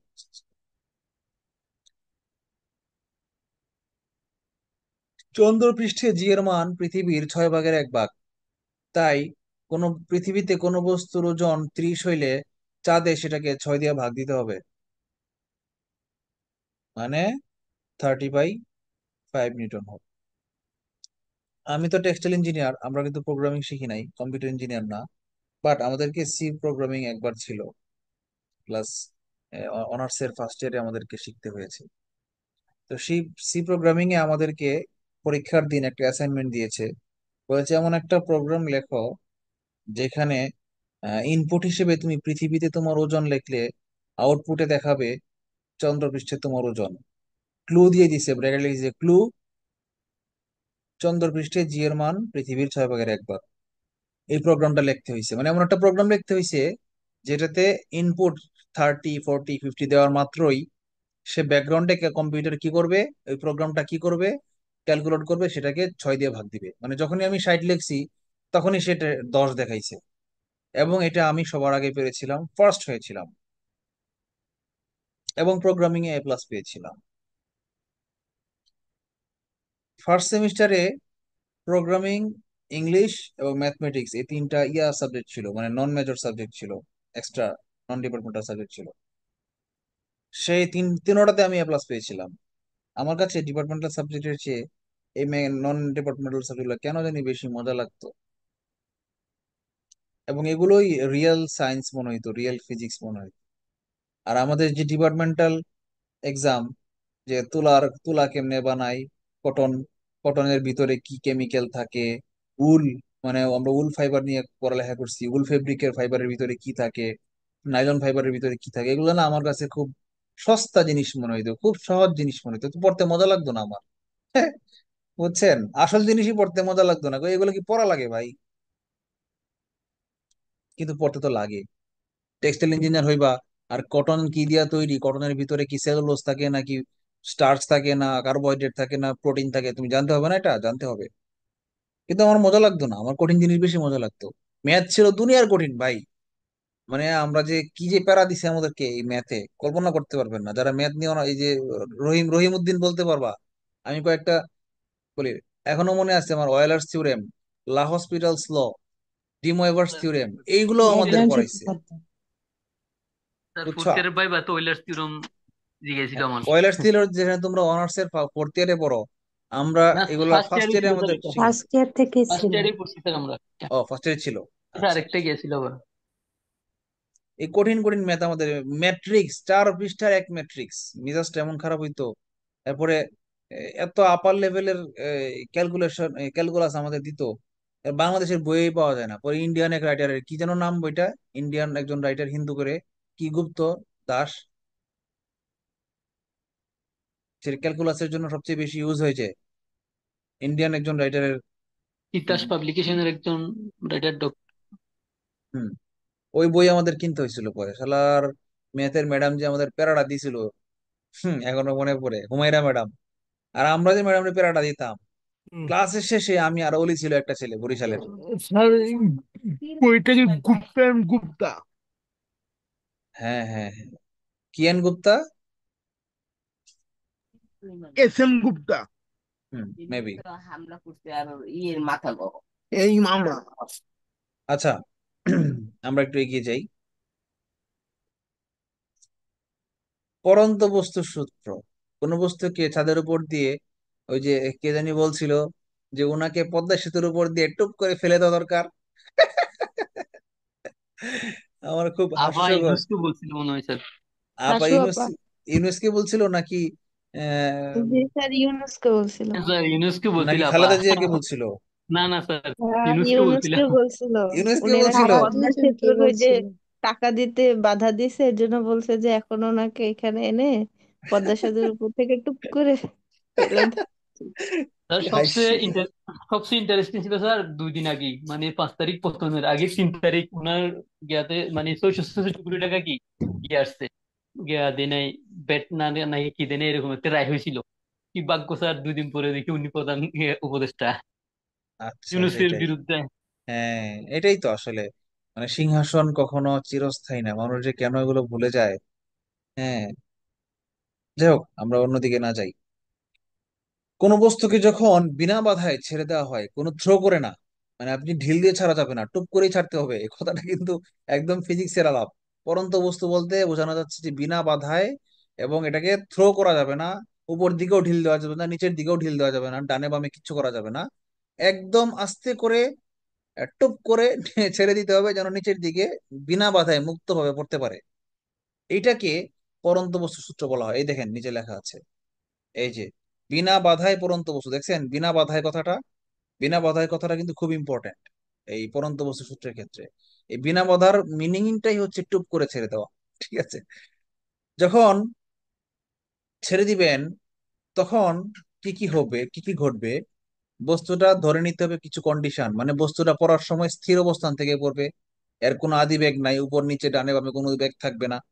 সেকেন্ডলি ধরতে হবে বস্তুটা বিনা বাধায় মুক্ত ভাবে পড়বে, অর্থাৎ এর উপর অভিকর্ষজ বল ছাড়া অন্য কোনো বল ক্রিয়া করতে পারবে না, যেমন বাতাসের বাধা এখানে ইগনোর করতে হবে, ধরে নিতে হবে বাতাস নাই। তাহলে এটা পরীক্ষা করার জন্য আপনাকে কি করতে হবে, লম্বা একটা ভ্যাকুয়াম টিউব বানাইতে হবে। ভ্যাকুয়াম মানে বুঝেন তো, ভ্যাকুয়াম, VACCUUM। ভ্যাকুয়াম মানে হচ্ছে এর ভিতরে কোনো বাতাস নাই, মহাশূন্য। একটা বক্সের ভিতরে যদি আপনি পাম্প করতে করতে ভিতরের সকল বাতাস বের করে নেন ইনজেকশন দিয়া, হাইড্রোলিক প্রেস দিয়া বা নিউমেটিক প্রেসার দিয়া, তখন কি হবে? সেটার ভিতরে কোনো বাতাস থাকবে না ওই বক্সটার ভিতরে। বক্সটা যদি মরিটিনের মতো পাতলা হয়, ঠাস করে ভিতরের দিকে চাপটে যাবে, বেলুনের মতো ফুটে যাবে, ভিতরে ঢুকে যাবে। আর যদি শক্ত লোহার ফ্রেম দিয়ে তৈরি করা হয়, তাহলে সেটা ভিতরে ডাববে না, সে সেটার আয়তন বজায় রাখবে, মানে একটা ভ্যাকুয়াম হয়ে যাবে। কাচের তৈরি হলে হঠাৎ করে নেগেটিভ প্রেসারের কারণে ঠাস করে ভিতরে সে ভাঙ্গে ভিতরে ঢুকে যাবে। তো দেখি আমরা সূত্রগুলাতে কি বলছে। সূত্রগুলাতে বলছে স্থির অবস্থান থেকে এবং একই উচ্চতা থেকে বিনা বাধায় পড়ন্ত সকল বস্তু সমান সময়ে সমান পথ অতিক্রম করবে। এটা কেমন কথা, একটু উল্টা ইললজিক্যাল মনে হচ্ছে। আপনি বাসার ছাদের উপরে গিয়া যদি একটা পাথর আর একটা তুলার বলকে একসঙ্গে ছেড়ে দেন, দুইটা কি একই সময়ে মাটিতে পড়বে? সমান দূরত্ব অতিক্রম করতে গেলে মাটিতে পড়তে সমান সময় লাগার কথা। হ্যাঁ, একই সঙ্গে পড়বে যদি সেখানে বাতাস বাতাসের না বাধা। থাকতো। হ্যাঁ, বাতাস যদি না থাকতো।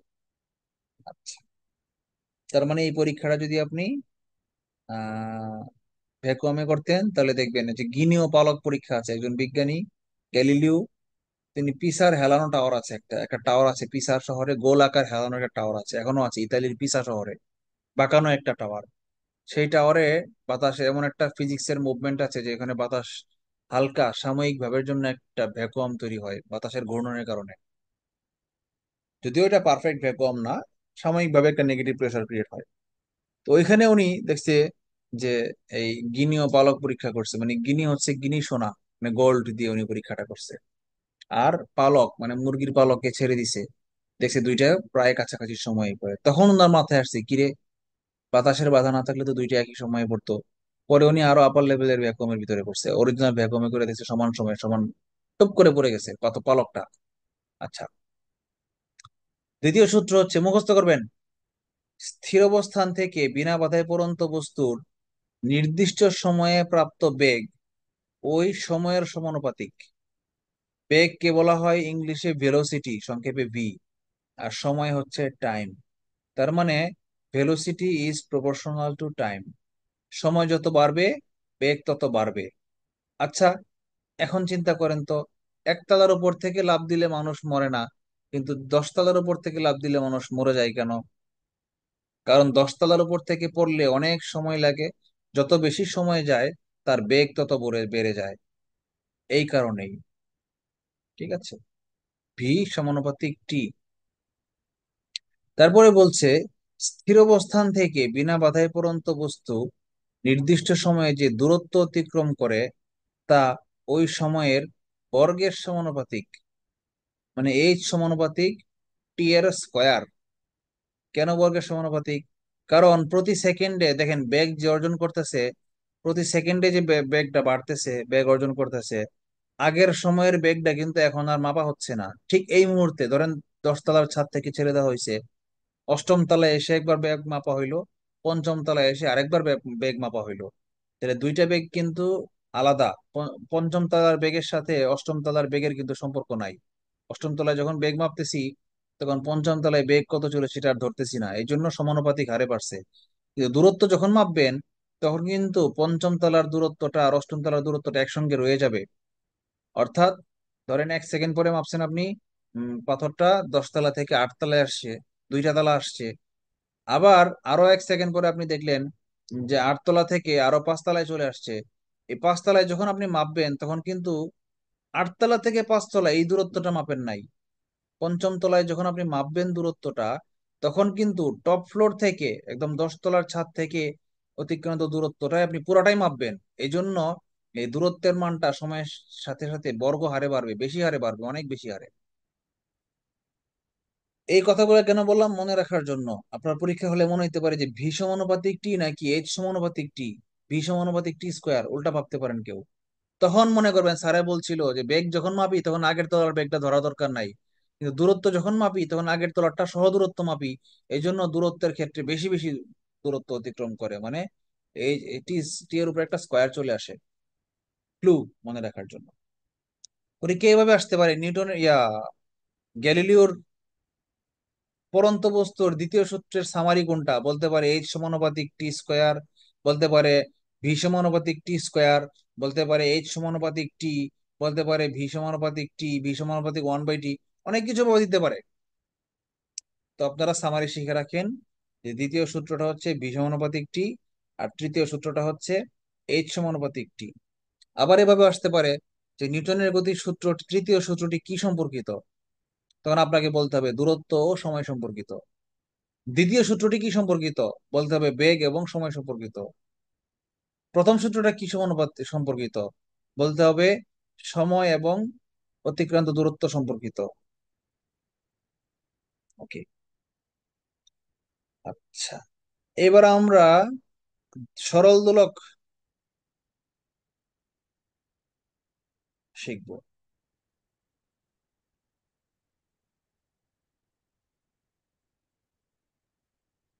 সেটা মনে হয় কিছু মিসিং আছে।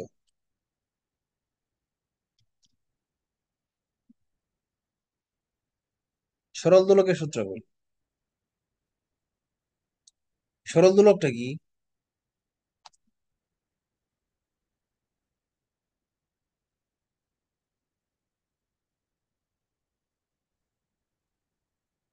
ইংলিশে বলা হয় পেন্ডুলাম।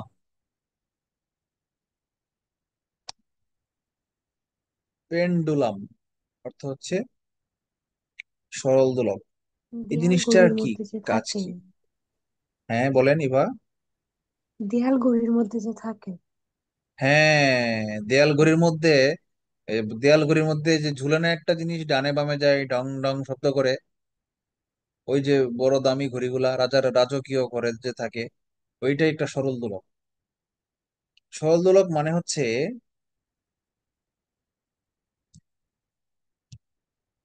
একটা আংটা থেকে যদি একটা চিকন দড়ি দিয়ে একটা ভারী গোলাকার বস্তুকে ঝুলিয়ে দেই, তাহলে এটাকে সরল দোলক বলা হয়। এটাকে যদি একটু সামান্য টেনে ছেড়ে দেই, তখন বলটা এখানে চলে আসবে এইখানে। এই যে পয়েন্টটা আসলো, এই অ্যাঙ্গেলটা হচ্ছে 4 ডিগ্রি। একটা আদর্শ সরল দোলকের সর্বোচ্চ কোণ, এটাকে বলা হয় কৌণিক বিস্তার। হ্যাঁ, সরল দোলকের কৌণিক বিস্তার হবে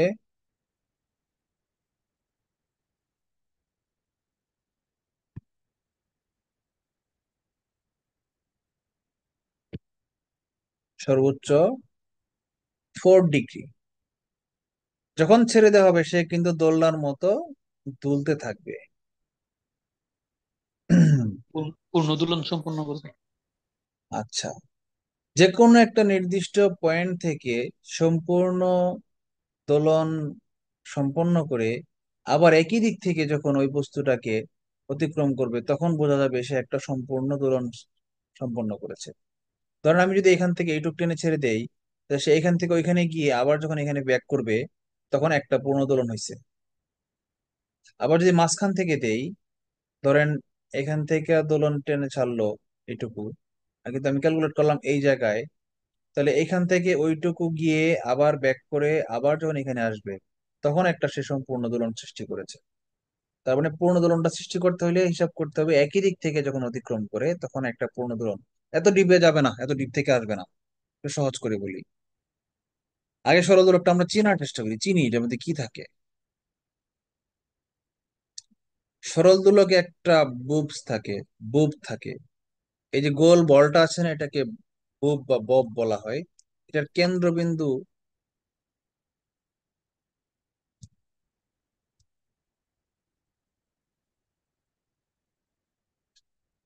আপনি ডিকশনারিতে BWB বুব লিখে সার্চ দেন, কিছু পাবেন না। এটা স্যার কিন্তু বব। হ্যাঁ, বব, বব। BOB বব, সেটাও পাবেন না ডিকশনারিতে। এটা নাম দেওয়া হয়েছে, বিজ্ঞানীরা শখ করে দিছে আর কি, ঢং করে দিছে। তো এই যে এটার কেন্দ্রটা, এইটার যে ব্যাসার্ধটা, সরি,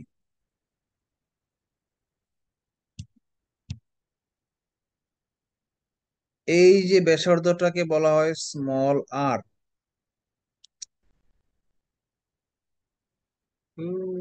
কলম ছাড়া আসলে ফিজিক্স ক্লাস নেওয়া খুব টাফ, ড্র করা।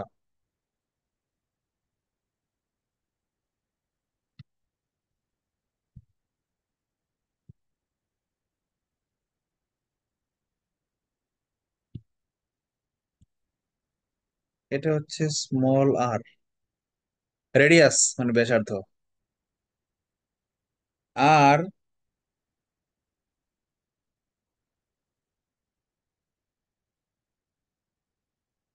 ঝুলন বিন্দু থেকে,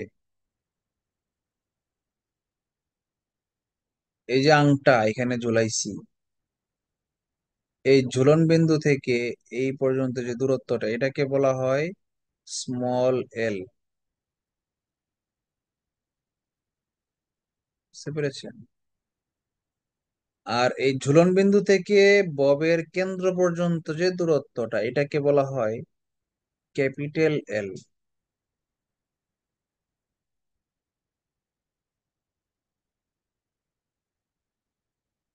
তার মানে বুঝলাম এই ক্যাপিটাল এল সমান সমান স্মল এল প্লাস আর, এটাকেই বলা হচ্ছে ইফেক্টিভ লেংথ বা কার্য কার্যকরী। কার্যকরী দৈর্ঘ্য। মানে এটাই দৈর্ঘ্য অ্যাকচুয়ালি। এই ববটা যখন ডানে বামে দুলবে তখন সে এই দৈর্ঘ্য বলতে এই এলটাকেই বলবে। এখন এই দোলকটাকে যদি হালকা টেনে ছেড়ে দেই সে দুলতে থাকবে, কিন্তু দোলকটাকে যদি মহাশূন্যে নিয়ে যাই সে কি দুলতে থাকবে নাকি ছেড়ে দিলে ওই জায়গায় বজায় থাকবে? আপনাদের কি মনে হয় বলেন? দুলতে থাকবে। কেন দুলবে? মহাশূন্যে নিয়ে গিয়ে পানিকে গ্লাস উল্টায় দিলে পানি কি পড়ে নাকি ভিতরেই থেকে যায়? ভিতরে ভেতরই থেকে। থেকে যায়। ভিতরেই থেকে যায়, পড়ে না তো। কারণ মহাশূন্যে তো দিক নাই কোনো। উপর দিক কোনটা, নিচের দিক কোনটা? পৃথিবী পৃষ্ঠে আমরা পৃথিবীর সঙ্গে কম্পেয়ার করে বলি এটা উপরের দিক এটা নিচের দিক, তো মহাশূন্যে তো উপর নিচ নাই, 360 ডিগ্রি অ্যাঙ্গেলেই বিভিন্ন গ্রহ নক্ষত্র চারদিকে ঘুরতেছে। তাহলে পানিকে আপনি কেমনে বুঝবেন কোনটা উপরের দিক আর কোনটা নিচের দিক? কোনো আকর্ষণ বলি নাই, তাহলে পানি পড়বে কেন? আপনি একটা সরল দোলককে মহাশূন্যে নিয়ে গিয়া যেভাবে রাখবেন সে বলবে এটাই আমি নিচে আছি, এটা আমি ভালো আছি। কেউ আমার টানে নাই, আকর্ষণ নাই, অভিকর্ষ ত্বরণ নাই বা বল নাই, আমি কেন লড়বো? গতিসূত্র আছে, নিউটনের গতিসূত্রের প্রথম থিওরিতে বলা আছে কোন বস্তুকে বল প্রয়োগ না করলে স্থির বস্তু আজীবন স্থির থাকবে এবং গতিশীল বস্তু আজীবন গতিশীলই থাকবে। তাহলে আপনি সরল দোলকটাকে টেনে টোক্কা দিয়ে ছাড়েন নাই, টেনে একটু টেনেছেন, টেনে আস্তে করে ছেড়ে দিয়ে ধরে আছেন আগের জায়গাতেই, তো টুপ করে ছেড়ে দিছেন। তো টুপ করে যদি আপনি সরল দোলককে মহাশূন্যে নিয়ে ছাড়েন তো সে পড়বে না, আগের জায়গাতে ঝুলে থাকবে। হ্যাঁ, তার মানে বোঝা গেল অভিকর্ষ ত্বরণের সাথে সরল দোলকের এই দোলনের একটা সম্পর্ক আছে। যদি অভিকর্ষ ত্বরণ বেশি থাকে তাহলে বেশি স্পিডে দুলবে কারণ পৃথিবী তাকে বেশি টানতেছে। আর যদি অভিকর্ষ ত্বরণ কম থাকে তাহলে সে কম স্পিডে দুলবে। বেশি স্পিডে দুললে একটা পূর্ণ দোলন সম্পন্ন করতে টাইম লাগবে বেশি। এই যে টাইমটা এটাকেই বলা হয় দোলন কাল। একটা সরল দোলক সম্পূর্ণ একটা দোলন সৃষ্টি করতে যে পরিমাণ সময় লাগে তাকে বলা হয় দোলন কাল। বুঝছেন না বোঝেন নাই?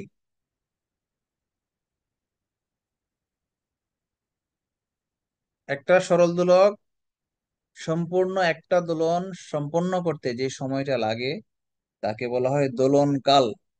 তাহলে যেখানে জি এর মান বেশি সেখানে দোলন কাল বেশি না কম? দ্রুত বলেন। স্যার বেশি। আবার বলে বেশি। কে বললো এটা? একটু আগে আমি কি বলে দিলাম? বলেছি যেখানে অভিকর্ষ ত্বরণ বেশি সেইখানে ইয়াটা সরল দোলকটা খুব স্পিডে মুভ করবে। খুব স্পিডে মুভ করলে কম দিবে। দোলনকাল টাইম বেশি না কম? কম লাগবে। কম লাগবে। কম। অভিকর্ষ বাড়লে টাইম লাগবে কম, মানে দোলনকাল লাগবে কম। তার মানে আমরা যদি একটা তুলনা করে ফেলতে পারি, একটা রেশিও অনুপাত বের করে ফেলতে পারি বা একটা সূত্র বের করে ফেলতে পারি যে কত অভিকর্ষ ত্বরণ থাকলে এই দোলনটা কত স্পিডে দুলে, তাইলেই কিন্তু আমরা বিভিন্ন জায়গায় নিয়ে গিয়া সেই সৌর দোলকটাকে নিয়ে গিয়া আমরা কত সময় লাগতেছে বের করে আমরা সূত্রে বসাই দিলে আমরা ওই জায়গার জি এর মান পেয়ে যাব। দেখছেন মাথার মধ্যে কি বুদ্ধি! চিন্তা করেন, মাথায় ধরে? এত সহজ! একটা সুতার মধ্যে মার্বেল বাইন্দা ধরিয়া টান দিমু, দিয়া গেলে স্টপ ওয়াচ দেওয়ার সময় মাপমু, তাতে আমি বলে দিতে পারমু এখানে জি এর মান কত। আজব না? মানে বিজ্ঞানীদের মাথায় যে কি আছে আল্লাহ ছাড়া কেউ জানে। এত সহজ! জি এর একটা কঠিন একটা জিনিস জি। কত সায়েন্টিফিক থিওরি, মানে আমার মনে হয় যে একটা রকেট বানানোর চেয়ে এই অভিকর্ষ ত্বরণ দেখা যায় না, ধরা যায় না, ছোঁয়া যায় না পানির উপরে, আমি কেমনে এখানে জি মাপবো? বিজ্ঞানীরা সামান্য একটা সুতার মধ্যে একটা বক্স ঝুলাইয়া বের করে ফেলছে, একটা ডিম ঝোলায় আছে কিভাবে জি এর মান কত এখানে। এটাও অ্যাকচুয়ালি একটা তুলনা, তুলনা করে বের করা হয়েছে সূত্রে বসায়। তাহলে আমরা দেখি সূত্রটা কি। এবার আমরা থিওরিটিক্যাল কথাবার্তা গেলাম, এবার আমরা ম্যাথামেটিক্যালে যাই। এটাও পরন্ত বস্তু সূত্রগুলোর মতো জোড়া দিয়ে দিয়ে বানানো হয়েছে। প্রথম সূত্র হচ্ছে সমকলের সূত্র। হ্যাঁ, কৌণিক বিস্তার অল্প হলে, এই কথাটা আর বলার দরকার নেই আজকের পর থেকে, কারণ কৌণিক বিস্তার অল্প 4 ডিগ্রি হইলেই সেটাকে সরল দোলক বলে। পরেরটা আলাপ চিন্তা করি আমরা। দোলকের কার্যকরী দৈর্ঘ্য অপরিবর্তিত থাকলে, এটাও বলা দরকার নাই। আমরা কি দুই রকম স্ট্যান্ডার্ড নিব? স্ট্যান্ডার্ড তো একটাই, একটা নির্দিষ্ট দোলক দিয়ে আমরা কাজ করব। বলছে কোন নির্দিষ্ট স্থানে একটি সরল দোলকের প্রতিটি দোলনের জন্য সমান সময় লাগবে। তো ভাই, এটা কি এটা কি বলার কিছু রইলো? এটা কি বলার কিছু হইলো? একটাই নির্দিষ্ট সরল দোলক, এটাকে টাইম না ছাড়লে সমান সময় তো লাগবে। এটা কি বলার? এ তো বিজ্ঞানীরা ফালতু। এটা আমি আগে, এর আগে জন্ম হয়েছে বলে, আমি যদি আগে জন্ম হইতাম তাহলে এই সূত্র আমি আগে আবিষ্কার করতাম। আচ্ছা, পরেরটা দেখি পারতাম কিনা আমি। বলছে কৌণিক বিস্তার যদি অল্প আলাপ বাদ, ফালতু আলাপ, আলাপ পরে আলাপ করি। নির্দিষ্ট স্থানে সরল দোলকের দোলন কাল, মানে টি, টি ফর টাইম, টি, তার মানে ওই দোলকের কার্যকরী দৈর্ঘ্য লেংথ মানে এল, এল এর বর্গমূলের সমানুপাতিক। দোলন কাল এল এর বর্গমূলের সমানুপাতিক। তার মানে এল যদি বাড়ে তাহলে টি বাড়বে না কমবে? কমবে কেন কমবে? স্যার, বাড়বে। বর্গমূল। ধরেন এল যখন 4 মিটার তখন টি এর মান কত? আর এল যখন বাড়াই দিলাম 9 মিটার তখন টি এর মান কত? বাড়লই তো। স্যার বাট এল যখন 4 ছিল তখন টি এর মান ছিল 2, এল যখন 9 ছিল তখন টি এর মান 3। তার মানে 4 থেকে 9 বাড়াইছি, তখন 2 থেকে 3 হয়েছে, বাড়ছে। আপনি ম্যাথের স্টুডেন্ট হয়ে যদি সমানুপাতিক রে আপনি ব্যস্তানুপাতিক চিন্তা করেন তাহলে কি হবে? বর্গমূল দেখে যদি আপনি কমায় ফেলেন তাহলে তো হবে না। সমানুপাতিক আছে, সমানুপাতিক মানেই বাড়বে। সমানুপাতিক চিহ্ন থাকলেই বুঝবেন একটা বাড়লে আরেকটা বাড়বে। কত হারে বাড়বে, বর্গ না বর্গমূল, সেটা পরের কথা, বাড়বে তো, এটা তো শিওর। আর কমতে হইলে ব্যস্তানুপাতিক হইতে হবে, মানে ভগ্নাংশের নিচে যাইতে হবে, তাইলে বুঝবেন কমবে। আচ্ছা, তার মানে এটা হচ্ছে সেকেন্ড সূত্র, কৌণিক দৈর্ঘ্যের সূত্র, টি সমানুপাতিক রোটেল। আচ্ছা, আবার বলছে এইটুকু ফালতু আলাপ, একই আলাপ বারবার, এটুকু বাদ, ভুলে যায় আমরা, এখান থেকে পড়ি। দোলনকাল দোলনকাল টি হবে কি অভিকর্ষ ত্বরণ জি এর বর্গমূলের ব্যস্তানুপাতিক। ব্যস্তানুপাতিক মানে কি বাড়বে না কমবে? জি বাড়লে টি বাড়বে না কমবে? কমবে। কমবে। ব্যস্তানুপাতিক মানে কমবে। তার মানে অভিকর্ষ ত্বরণ বাইরে গেলে টি এর মান কমবে। এটা কিন্তু আমি একটু আগে ব্যাখ্যা করছিলাম, যেখানে জি এর মান বেশি মানে আকর্ষণ বেশি, সেখানে খুব তাড়াতাড়ি দোলনটা দুলবে। আর তাড়াতাড়ি দুলবে মানে কি সময় কম লাগবে, খুব স্পিডে, স্পিড বাড়বে বাট সময় তো কমবে। যেই বাসের স্পিড বেশি সেই বাস সময় কম লাগে না পৌঁছাইতে গন্তব্যে। হ্যাঁ, এটাই এখানে বলা হয়েছে, T proportional to root over T. আচ্ছা, ভরের সূত্র কি বলছে? বলছে সরল দোলকের দোলনকাল ববের আয়তন, উপাদান, ভর ইত্যাদি কিছুর উপর ডিপেন্ড করে না। বিভিন্ন ভর, আয়তন, উপাদানের জন্য দোলকের দোলনকাল একই হবে। ওকে, আমরা বুঝলাম। তার মানে এই এটাতে শেখার কিছু নাই, আর প্রথমটাতেও শেখার কিছু নাই। শেখার কথা মূলত এই 2 নাম্বার আর 3 নাম্বার সূত্রে, টি সমানুপাতিক রোটেল, টি সমানুপাতিক 1/√g। তাহলে এই দুইটাকে যদি আমরা জোড়া দেই তাহলে কি পাই? টি সমানুপাতিক রোটেল বাই রোড জি বলতে পারি না? আর রোড দুইটাই যেহেতু রোট ওভার, তাহলে এক কমন, দুইজনকে একই ছাদের নিচে বিয়ে করাই দিলে কি থাকবে? টি রুট ওভার এল সমানুপাতিক বাই জি। বড় রোট ওভার এল বাই জি। এটাই এখানে করা হয়েছে। ফর জেকা। ওই নাই কেন? এটা তো এটা এখানে আসছে কেন? ও হো, বুঝতে পেরেছি, সিট উপরে চলে গেছে। হ্যাঁ স্যার, পরের গুলো আগের পিছে, আগের গুলো পরের পিছে হ্যাঁ চলে হ্যাঁ, গেছে। নিচেরটা উপরে উঠে গেছে, উপরে নিচে নেমে গেছে, সিট ঘুরায় নাই। থেকে আমরা যদি একটু কাট করে এই সরল দোলকে নিচে নিয়ে নিয়ে আসি।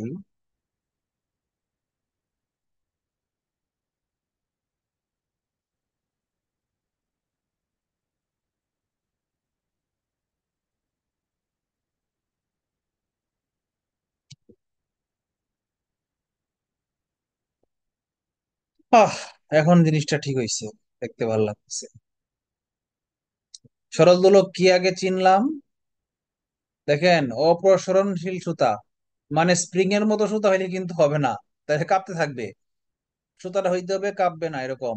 এবং ওজনহীন সুতা, পৃথিবীতে এমন কোন সুতা আছে যেটা ওজনহীন? বলেন তো। কোন সুতাগুলো ওজনহীন, কে বলতে পারেন? Sir nylon. পৃথিবীতে এমন কোন পদার্থ নাই যেটার ওজন নাই, একটা পরমাণুর ওজন আছে। এখানে ওজনহীন কথাটা বোঝানো হয়েছে খুব পাতলা, একদম হালকা ওজনের, এটা বোঝানো হয়েছে। নমনীয়, নমনীয় মানে লাঠি হইলে মানে চলবে না, কাঠি হইলে চলবে না, সাইকেলের স্পোক হইলে চলবে না, সুতা হইতে হবে যেটা ইচ্ছা করলে বাঁকতে পারে, সুতাই লাগবে।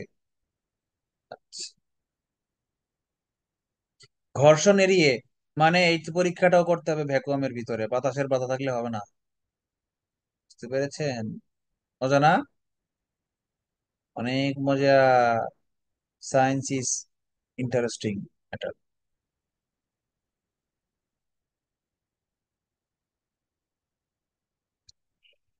আচ্ছা, পরে কি বলেছে? এখন আমরা গতির সমীকরণটা বের করে ফেলি।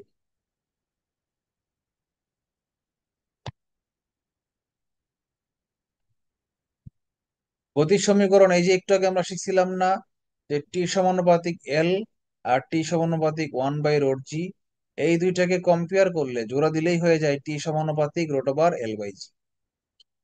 সমানুপাতিক চিহ্ন যদি আমি তুলে দিতে চাই, সমান সমান লিখতে চাই, আমার সমান সমান লিখতেই হবে, নাহলে আমি ক্যালকুলেশন করতে পারবো না।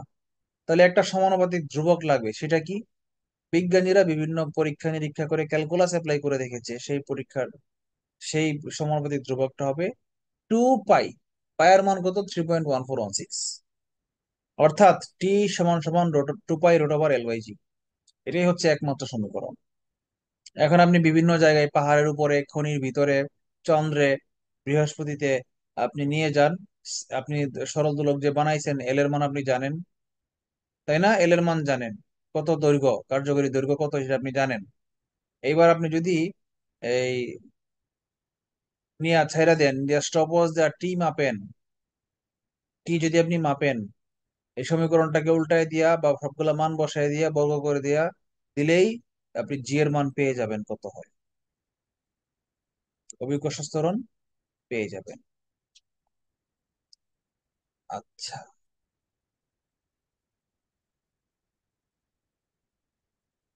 আচ্ছা, এখন আমরা মাঝখানে একটু মিস হয়ে গেছিল, শীট চেঞ্জ করার কারণে আমরা ওজনহীনতা, মহাকর্ষীয়তা, তো কয়েকটা জিনিস মিস হয়ে গেছে। ওজনহীনতাটা আমরা একটু করি। বলেছে কোনো ব্যক্তির ভর এবং অভিকর্ষ ত্বরণ জি হলে কোন ব্যক্তির ওজন কি?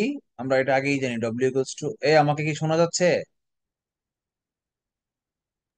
স্যার ওকে, আমরা জানি ওজন ডব্লিউ = এখন যদি জি এর মান কমতে থাকে, তাহলে ওজনের মানও কমতে থাকবে। ফাইন। যখন জি এর মান 0 হয়ে যাবে, 120 কেজি কে 0 দিয়ে গুণ করলে ওজনও 0 হয়ে যাবে। তো বলেছিলাম, যখন কোনো বস্তুর উপর পৃথিবী আকর্ষণ বল থাকে না, তখন ওই ব্যক্তি ওজন 0 হবে, নিজেকে ওজনহীন মনে করবে। যেখানেই জি = 0, যে কোনো গ্রহের, পৃথিবী, চাঁদ বা অন্য কোনো গ্রহের কেন্দ্রে যদি চলে যায়, মাঝামাঝি স্থান মানে কেন্দ্রে, সেখানেই জি এর মান 0, এজন্যই আকর্ষণ বল থাকবে না, মানে জি হয়ে যাবে। এবং শুধু কেন্দ্রে না, এটা লিফটের মধ্যেও হবে। সেই আলাপগুলা কিন্তু আগে করে ফেলছি, শিপ ছাড়াই। একটা লিফট যদি এ ত্বরণে উপরে ওঠে, তাহলে তার ওজনের, সরি, সমবেগে সমান বেগে যদি উপরে ওঠে, সমান বেগে উঠলে কিন্তু কোনো ত্বরণ নাই, ত্বরণের মান জিরো। এই যে এ অ্যাক্সেলারেশন, এটা কিন্তু গ্র্যাভিটেশনাল অ্যাক্সেলারেশন না, এটা কিন্তু জি না। এটা হচ্ছে লিফটের নিজস্ব ত্বরণ। মানে লিফটটা কি স্পিডে উপরে উঠতেছে, বাড়তেছে স্পিড, উপরে ওঠার স্পিড বাড়তেছে বা নাকি কমতেছে, নাকি নিচের দিকে নামার স্পিড বাড়তেছে, এটা বুঝাইছে। আর জি তো আছেই, যেমন দেখেন এই যে একটা সূত্র লিখছি জি প্লাস এ, এখানে জি হচ্ছে তার অরিজিনাল, পৃথিবীর অরিজিনাল জি। আর এটা হচ্ছে লিফটের প্রকৃত জি, লিফটের যেই হারে উঠতেছে বা নামতেছে, সেটা দুইটা আলাদা জিনিস। আচ্ছা, যখন একটা বস্তু, লিফটটা সমান বেগে উপরে উঠবে, তখন তার ত্বরণ এর মান অটোমেটিক্যালি জিরো। এটা এই জন্য ব্র্যাকেটে লেখা হয়েছে। সমবেগে কথার মানেই হচ্ছে ত্বরণ নাই, ত্বরণ জিরো। বেগ সমান মানে কি? ত্বরণ শব্দের মানেই হচ্ছে বেগ বৃদ্ধির হার। তাহলে বেগ যখন বাড়বে না, সমান বেগে যাবে, তখন তো ত্বরণ জিরো হবে, এটা তো স্বাভাবিক কথা। এ যখন জিরো, তখন তার ওজন কোনো পরিবর্তন হবে না, মানে ওজন তখন কত থাকবে? W equals to M G, ওই সূত্রই বজায় থাকবে। যখন ত্বরণ জিরো হবে, লিফটের নিজস্ব আলাদা ত্বরণ জিরো, তখন W equals to M G, normal ওজন যেটা পৃথিবীতে দাঁড়ায় থাকলে যে ওজন হইতো, লিফট যদি সমান বেগে উপরে ওঠে বা নিচে নামে, ওই একই ত্বরণই একই ওজনই সে দেখবে। কিন্তু যখন লিফটটা উপরে উঠবে এ ত্বরণে, তখন তার উপর actually W equals to M G সূত্র এটা কি বজায় থাকবে, জাস্ট জি এর সাথে এটা যোগ হবে। কেন বলেন তো? কারণ নর্মালি তার ওজন ছিল ডব্লিউ এম ইন্টু জি, আর লিফটে যখন উপরে উঠতেছে, তখন সেই ব্যক্তিটাকে আরো বেশি পরিমাণ টান দিচ্ছে, যার কারণে ব্যক্তিটা ওই যে স্প্রিং ওয়েইং মেশিনের উপর দাঁড়ায় থাকলে, সেখানে মেশিনে ওজন তার প্রকৃত ওজনের চেয়ে বেশি দেখাবে। কত পরিমাণ বেশি দেখাবে? এই যে এই পরিমাণ এ, অ্যাক্সিলারেশনের লিফটের যে ত্বরণ, সেই A into M, M A পরিমাণ বেশি দেখাবে। এমটা কমন নিয়ে দিলে থাকবে M A, M G, M into G plus A. Actually তার তখন ত্বরণটাই হয়ে যাবে এই 9.8 প্লাস, লিফট যদি দুই ত্বরণে ওঠে তাহলে 11.8 হয়ে যাবে। আবার এই লিফট যদি জি এ ত্বরণে নিচের দিকে নামতে থাকে, তখন তার ইয়েটা হবে জি মাইনাস এ। কথাটা আমি বুঝাই, আরেকটা উদাহরণ দেই। মনে করেন আপনাকে কেউ গালের মধ্যে চড় দিল 9.8 স্পিডে। ঠিক ওই মুহূর্তে যদি আপনি গালটাকে হাতের দিকে 2 স্পিডে আগায় দেন, তাহলে আঘাতটা বেশি লাগবে না 9.8 এর চেয়ে? হ্যাঁ, 11.8 মনে হবে। আবার যখন চটটা আপনাকে মারলো গালের মধ্যে, তখন আপনি গালটাকে কি করেন, 2 মিটার পার সেকেন্ড স্পিডে সরায় নিলেন, তখন চড়ের আঘাতটা কিন্তু কমে লাগবে, ওই দুই কম লাগবে, 7.8 মনে হবে তখন। এই লিফটের ক্ষেত্রেও ঘটনা কিন্তু আসলে একটাই। আমি চড়ের উদাহরণটা দিছি বল দিয়া, বল বল বল বল বল উদাহরণ দিয়ে প্রয়োগ করেছি। আর এই লিফটের ভিতরে জাস্ট ঘটনাটা বলের ঘটে না, ঘটনা ঘটে হচ্ছে ওজনের, সরি, ত্বরণের। ত্বরণের কারণে ওজন কমে যায়। আপনারা কি জিনিসটা বুঝতে পেরেছেন?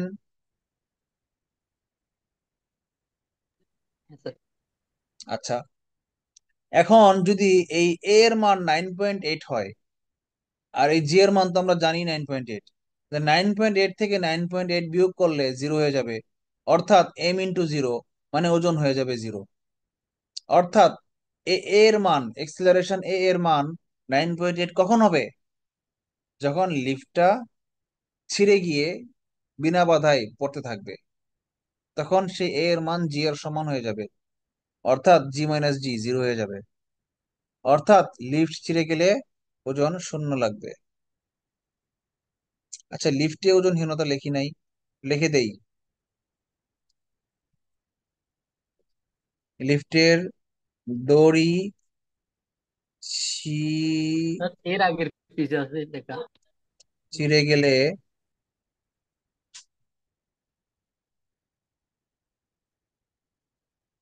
এ ইকুয়ালস টু জি হবে। স্যার বলেন। স্যার আমাদের ক্লাসটা কি আরো আধা ঘন্টা আগে নেওয়া সম্ভব? মানে শুরু করা।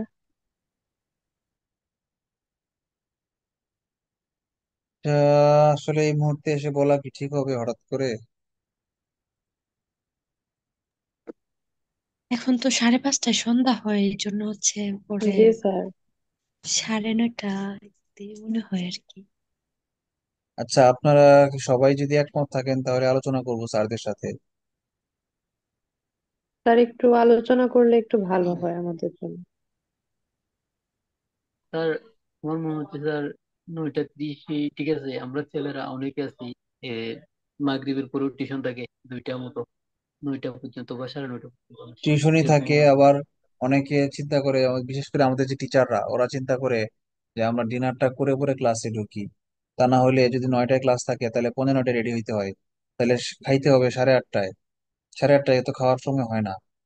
স্যার তা আমি এই ক্লাস যখন থেকে করি স্যার, তখন থেকে খাবার খাইতে পারি মোর দেন ক্লাস পুরো 12টার দিকে এগুলো। হম হম। আর তা না হইলে দেখা যায় যে ক্লাস শেষ করে, যে ক্লাস যদি 9টায় শুরু করি তাহলে না খেয়ে ক্লাস শেষ করতে করতে 11টা বেজে যায়। 11টার পরে আসলে খাওয়াটা, খিদা লেগে ক্লাসের মধ্যে ক্ষুধা লাগে, এটা আসলে একটু সমস্যা। অনেক চিন্তা করি কিন্তু আমরা 9:30 টাইমটা নির্ধারণ করেছিলাম আর কি। তো একটু একটু কষ্ট তো করতেই হবে, কি বলবো বলেন, কিছু তো বলার নাই। সব দিকেই আসলে যুক্তি আছে। আমার পার্সোনালি সমস্যা নাই, আমি 9টায় ক্লাস নিলে আরো খুশি। 9টায় ক্লাস, 9টা থেকে 10:30, 11:30 পর্যন্ত ক্লাস নিলে আহ, আমার কোনো সমস্যা নাই।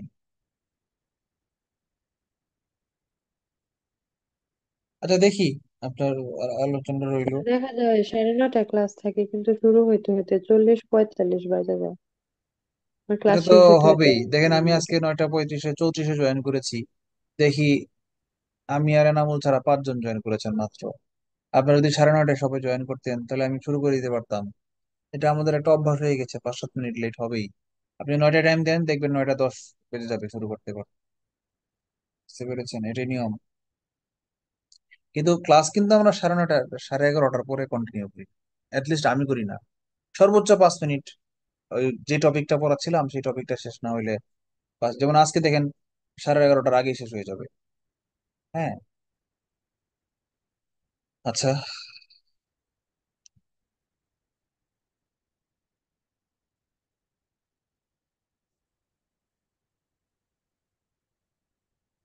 মহাশূন্যে ওজনের তারতম্য। মহাশূন্যচারী মহাশূন্য যানে পৃথিবী ঘোরার সময় নিজেকে ওজনহীন মনে করেন, কারণ সেখানে মহাশূন্য যানটা একটা নির্দিষ্ট উচ্চতায় বৃত্তাকার কক্ষপথে প্রদক্ষিণ করে। এই বৃত্তাকার গতির জন্য মহাশূন্য যান পৃথিবীর কেন্দ্রের বিপরীত দিকে ওই উচ্চতায় জি এর মানের সমান একটা কেন্দ্রবিমুখী ত্বরণ সৃষ্টি হয়। আসলে মহাশূন্য যান তো সবগুলা বৃত্তাকার পথে ঘুরে না। যেগুলা বৃত্তাকার পথে ঘুরে, যে সেগুলাকে স্যাটেলাইট বলা হয়, মহাশূন্য যান বলা হয় না, স্যাটেলাইট বলা হয়। যেগুলা মহাশূন্য যান সোজা দিকে যায়, চাঁদ চন্দ্রে যায় বা মঙ্গল অভিযানে যায়, সেগুলা কিন্তু অ্যাকচুয়ালি পৃথিবীর গ্র্যাভিটেশনাল রেঞ্জ থেকে বের হয়ে যায়, মানে মহাশূন্যে চলে যায়। এই জন্য ওজন টের পায় না। কিন্তু যেগুলা মহাশূন্যের রেঞ্জের ভিতরে থাকে, এই একটু আগে বলছিলাম 3200 কিলোমিটার, 3200 কিলোমিটার, এর ভিতরেও যদি থাকে, এই 3200 কিলোমিটারের ভিতরেও যদি কোনো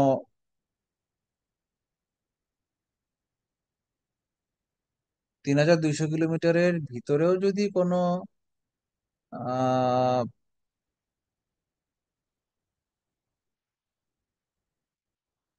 স্যাটেলাইট থাকে যেটা বৃত্তাকার পথে ঘুরতেছে, তার ক্ষেত্রে এই বাক্যগুলো প্রযোজ্য। যখন বৃত্তাকার পথে ঘুরবে তখন মহাশূন্যের রেঞ্জের মধ্যে যদি থাকে, মহাকর্ষের রেঞ্জের ভিতরে যদি থাকে, তাহলে কিন্তু স্যাটেলাইটটাকে পৃথিবী নিজের দিকে আকর্ষণ করবে। অর্থাৎ তার একটা ওজন থাকবে, ওজন জিরো বলা যাবে না। কিন্তু বৃত্তাকার পথে যখন কোনো একটা বস্তু ঘুরে, তখন কিন্তু একটা কেন্দ্র বিমুখী বল তৈরি হয়, যেটা কেন্দ্রের বিপরীত দিকে থাকে। এই কেন্দ্র বিমুখী বল যদি আকর্ষণ, মহাকর্ষ, অভিকর্ষ, আকর্ষণ বলের সমান হয়ে যায়, বিপরীতমুখী বলার দরকার নাই, কারণ কেন্দ্র বিমুখী বল মানেই বিপরীতমুখী। মানটা যদি সমান হয়ে যায়, তাহলে কিন্তু এই জি এর মান, কেন্দ্রের দিকে আকর্ষণ বলের মান আর কেন্দ্র বিমুখী বলের মান সমান হয়ে গেলে, দুইটা একটা আরেকটাকে ব্যালেন্স করে ফেলে, তখন ওই বৃত্তাকার বস্তুটা, স্যাটেলাইটটা, সমান ব্যাসার্ধ বজায় রেখে, সমান দূরত্ব বজায় রেখে পৃথিবীকে প্রদক্ষিণ করতে থাকে। অর্থাৎ পৃথিবীটা, স্যাটেলাইটটা পৃথিবীর কেন্দ্রের দিকে চলেও আসে না, আবার পৃথিবী থেকে আস্তে আস্তে দূরেও যেতে থাকে না। বিজ্ঞানীরা ক্যালকুলেশন করে বের করেছে, কেন্দ্রমুখী ত্বরণের একটা সূত্র আছে, F equals to M B square by A. এই সূত্র দিয়ে বিজ্ঞানীরা বের করেছে যে কত বেগে একটা স্যাটেলাইট কত উচ্চতায়, নির্দিষ্ট একটা উচ্চতার জন্য কত বেগে, আলাদা আলাদা উচ্চতায় আলাদা আলাদা বেগ দরকার। তাহলে কত উচ্চতায় গেলে কত বেগ দিলে সেই ইয়ার মানটা, তার কেন্দ্র বিমুখী বলের মানটা, তার যে কেন্দ্রমুখী বল মানে ওজন, ওজনটা হচ্ছে কেন্দ্রের দিকে, কেন্দ্রমুখী বল। আর গতির কারণে কেন্দ্র বিমুখী বল হচ্ছে F equals to M B square by A. V কত দিলে, ভি এর মান কত হইলে কেন্দ্র বিমুখী বল মহাকর্ষীয় আকর্ষণ বলের সমান হয়ে যাবে, বিজ্ঞানীরা এটা ক্যালকুলেশন করে, করার পরেই সেই স্যাটেলাইটটাকে সেই উচ্চতায় একটা স্পিড দিয়ে দেয়। বুঝতে পেরেছেন বিষয়টা? বুঝেন নাই?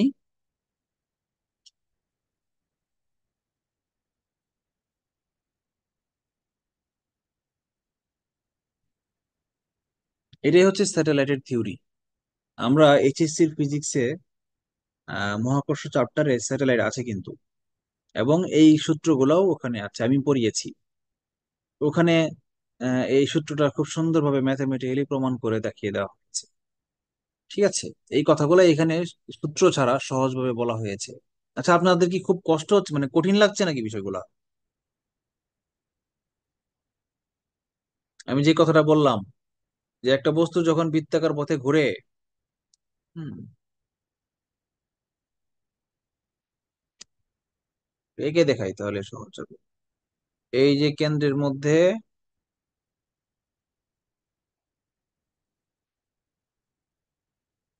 একটা কেন্দ্র, পৃথিবী, এই পৃথিবীকে কেন্দ্র করে ঘুরতেছে একটা স্যাটেলাইট। ঠিক আছে, এই যে দূরত্ব, এটা হচ্ছে ব্যাসার্ধ আর, এইদিকে এই কেন্দ্রমুখী ভিতর দিকে ডব্লিউ কাজ করছে। ঠিক আছে, ওজন কাজ করছে। আর এই কেন্দ্রমুখী বলের কারণে ঠিক বিপরীত দিকে কাজ করছে কেন্দ্র বিমুখী বল।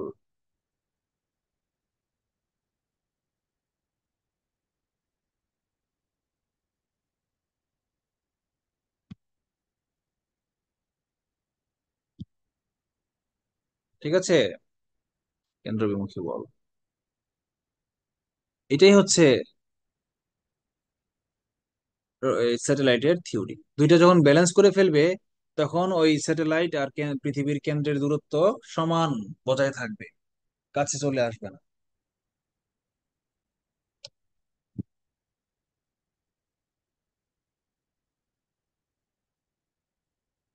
আর দুইটা একটা অপরকে নিষ্ক্রিয় করে বলেই ত্বরণ জি মাইনাস জি হয়, মানে ত্বরণ জিরো হয়। অর্থাৎ এই স্যাটেলাইটে থাকা কোনো নভোচারী সে ওজন ফিল করবে না, সে হচ্ছে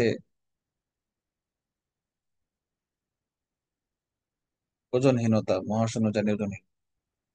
আমরা অধ্যায় তো শেষ করে ফেলেছি, আগেরটা পরে পড়াইছি আর কি, পরেরটা আগে পড়াইছি, কঠিন জিনিস আগে পড়াই ফেলছি, সহজ জিনিস পরে পড়াইছি, অসুবিধা নাই। আমরা একটু প্রিভিয়াস ইয়ারের কোশ্চেন গুলা দেখি, ক্লাস কিন্তু প্রায় শেষ। পৃথিবী এবং তার নিকটস্থ বস্তুর মধ্যে যে দাঁ, তাকে কি বলে? অভিকর্ষ বলে। মাধ্যাকর্ষণ শক্তি আবিষ্কার করেন কে? নিউটন, জানি আমরা এগুলা। পৃথিবীর ঘূর্ণনের ফলে আমরা ছিটকে পড়ি না কেন? মানে পৃথিবী ঘুরতেছে, তাহলে কেন্দ্র বিমুখী বল উৎপন্ন হচ্ছে, তাহলে কেন্দ্র বিমুখী বলের কারণে আমরা তো মহাশূন্যে হারায় যাওয়ার কথা ছিল, তো হচ্ছে না কেন? কারণ অভিকর্ষ আমাদেরকে নিজের দিকে টেনে রাখছে এই জন্য। বায়ুমণ্ডল পৃথিবীর সঙ্গে সঙ্গে কেন আবর্তিত হচ্ছে? কারণ পৃথিবীর কেন্দ্রে আকর্ষণের ফলে। আকর্ষণ না থাকলে বাতাস হারায় যেত। পৃথিবীর বাতাস কি কখনো হারায় যায়? শুনছেন যে মহাশূন্যে বাতাস কমে গেছে, মহাশূন্যে উড়ে গেছে বাতাস? সুযোগ নাই। একটা বাতাসের একটা অণু মহাশূন্যে হারায় যাওয়ার সুযোগ নাই। বিজ্ঞানীরা যদি রকেট দিয়ে গিয়ে বাতাস কিছু ছাইরা দিয়ে না আসে, ঠিক আছে। মাধ্যাকর্ষণ জনিত ত্বরণ সর্বোচ্চ কোথায়? ভূপৃষ্ঠে, আজকে পড়াইছি। পৃথিবী পৃষ্ঠ থেকে উপরে উঠলে মাধ্যাকর্ষণ বল বাড়ে না কমে? কমে। ভিতরের দিকে গেলেও কমে। অভিকর্ষ ত্বরণ জি এর পরিবর্তন ঘটে কি কি কি কারণে? উচ্চতার ক্রিয়ায় মানে বাড়লে, অক্ষাংশের ক্রিয়ায় মানে এই কেন্দ্রের দিকে বেশি, ইয়ার দিকে উম কি বলে, উম, বিষুবীয় অঞ্চলে বা নিরক্ষীয় অঞ্চলে কম, এবং পৃথিবীর ঘূর্ণনের ক্রিয়ায়। পৃথিবীর ঘূর্ণন তো আর বাড়তেছে কমতেছে না, কিন্তু এক এক জায়গায় কিন্তু পৃথিবীর ঘূর্ণনের স্পিড এক এক রকম। বিষুবীয় অঞ্চলে পৃথিবী অনেক স্পিডে ঘুরতেছে, ব্যাসার্ধ বেশি বইলা, যার কারণে সেখানে একটা যে মানুষটা দাঁড়িয়ে আছে সে কিন্তু প্রতি সেকেন্ডে প্রচুর দূরত্ব অতিক্রম করতেছে। আবার কেন্দ্রের দিকে একদম কেন্দ্রবিন্দুতে দক্ষিণ মেরুতে যে বসে আছে, কেন্দ্র না মেরুতে, একদম দক্ষিণ মেরুতে যে দাঁড়িয়ে আছে সে কিন্তু কোনো দূরত্ব অতিক্রম করতেছে না, নিজের জায়গায় দাঁড়িয়ে ঘুরতেছে। তাহলে যে লোকটা বিষুবীয় অঞ্চলে দাঁড়িয়ে আছে সে কিন্তু প্রচুর স্পিডে চারদিকে ঘুরতেছে। তাহলে বেশি স্পিডে চারদিকে ঘুরাইলে কি হয়? তার কেন্দ্র বিমুখী বলটা বাড়ে, অর্থাৎ অভিকর্ষ ত্বরণ কমে। তার মানে বিষুবীয় অঞ্চলে দুইটা কারণে জি এর মান কম। একটা হচ্ছে পৃথিবীর আকৃতি বিষুবীয় অঞ্চলে চ্যাপ্টা, মানে কেন্দ্র থেকে দূরে, এই জন্য বিষুবীয় অঞ্চলে আকর্ষণ কম, ফার্স্টলি। সেকেন্ডলি, এই দূরত্ব বেশি হওয়ার কারণে এবং পেট বরাবর হওয়ার কারণে তার কিন্তু এই ইয়াও বেশি, মানে প্রতি সেকেন্ডে অতিক্রান্ত রৈখিক দূরত্বও বেশি, যার কারণে আহ, কেন্দ্র বিমুখী বলটাও উৎপন্ন হয়েছে বেশি। এই দুই কারণেই জি এর মান বিষুবীয় অঞ্চলে কম। পৃথিবীর কেন্দ্রে জি এর মান 0 বলেছি আমরা। পৃথিবীর উপর মুক্তভাবে পতনকালে কোন বস্তুর ত্বরণ 9.8, অনেকবার বলেছি। মধ্যাকর্ষণ শক্তি শূন্য হয় কোথায়? কেন্দ্রে। এটা 35তম বিসি লিখিততে আসছে, চিন্তা করেন, আইকিউতে। পরন্ত বস্তু সূত্র আবিষ্কার করেছেন গ্যালিলি, একটু আগেই বলছি আমরা। বায়ুশূন্য স্থানে, বায়ুশূন্য কিন্তু ভ্যাকুয়াম, একটি পালক একটি লোহার বল একত্রে ছেড়ে দিলে কি হবে? দুইটা একসঙ্গে পড়বে। এটাও বিসিএস এ আসছে, সবগুলাই বিসিএস এ আসছে। এই কোনোটাই কিন্তু আমার বানানো না, সবগুলাই বিসিএস কোশ্চেন। আচ্ছা দেখেন তো, আমরা যে লেভেলে পড়াইছি তার তুলনায় এই কোশ্চেন গুলা সহজ না কঠিন? লেভেল মেনটেন করতে স্যার। অনেক সহজ। রিয়া কি আছেন না ঘুমিয়ে গেছেন নাকি কানেক্ট হয়ে নাই হয়ে গেছেন? জান্নাতুল রিয়া, আপনি কি আছেন নাকি শুধু শুধু ডিভাইসটাকে অন করে রেখে দিচ্ছেন? আপনি ক্লাসের মধ্যে নাই আমি জানি।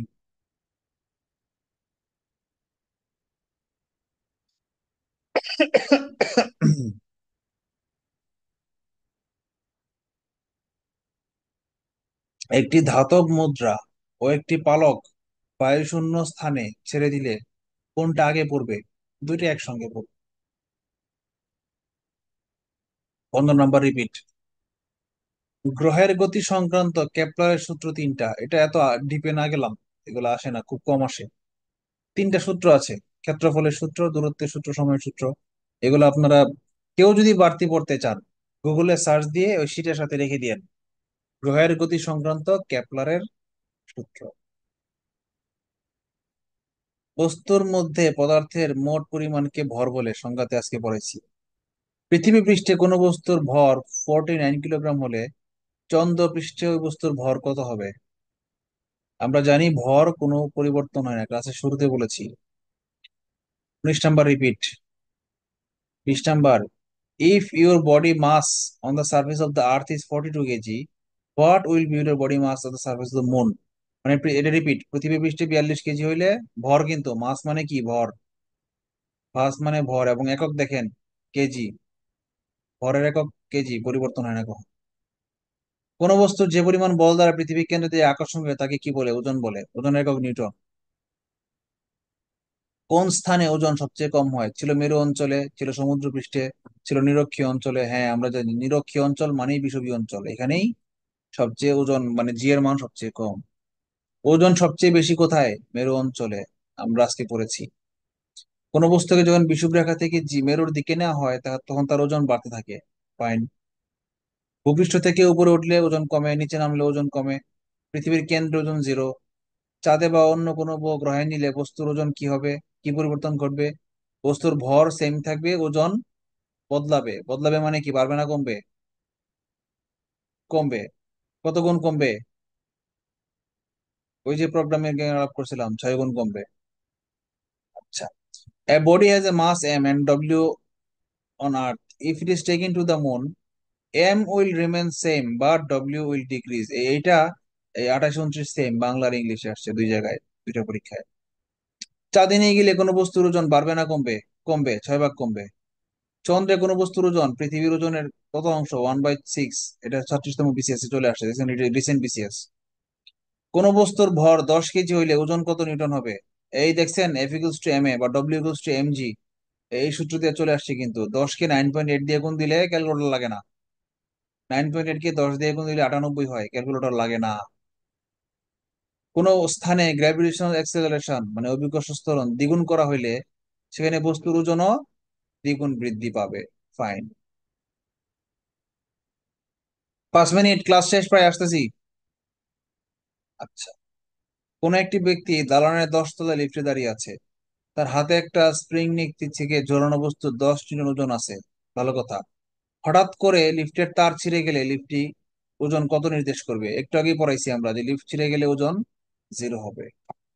লিফটের যে অবস্থার জন্য কোনো ব্যক্তি ওজনহীনতা অনুভব করতে পারেন কখন? যদি লিফটটা জি ত্বরণের নিচে নামে, মানে এ ইকুয়ালস টু জি যদি হয়, অর্থাৎ লিফটের তার যদি ছিঁড়ে যায়। দেখেন এই দুইটা জিনিস 34 35 দুইটা আজকের লেখা থেকে কমন পড়ে গেছে। দেখছেন, এই যে এই লাইনটুকু দেখেন আমি লিখছি, যখন এ ইকুয়ালস টু জি হয় দড়ি ছিঁড়ে গেলে ওজন শূন্য হবে, তাই না? এই লেখাটার এই লাইনটা খুব ইম্পর্টেন্ট ছিল, এটা আমি বুঝেই আজকে লিখেছি, অ্যাড করেছি। আর তো কোনো লাইনে তো সুন্দর টাইপ করে লিখিনি। ওই মেয়েরা আমার কথা শুনতেছো সবগুলো নাকি? কোয়েশ্চেন কমন মনে হচ্ছে আজকের পড়া থেকে। হ্যাঁ, কমন তো হবেই, না হলে আমি পড়াইছি কেন? আপনার পরীক্ষা দিকে দেখবেন কমন। আচ্ছা।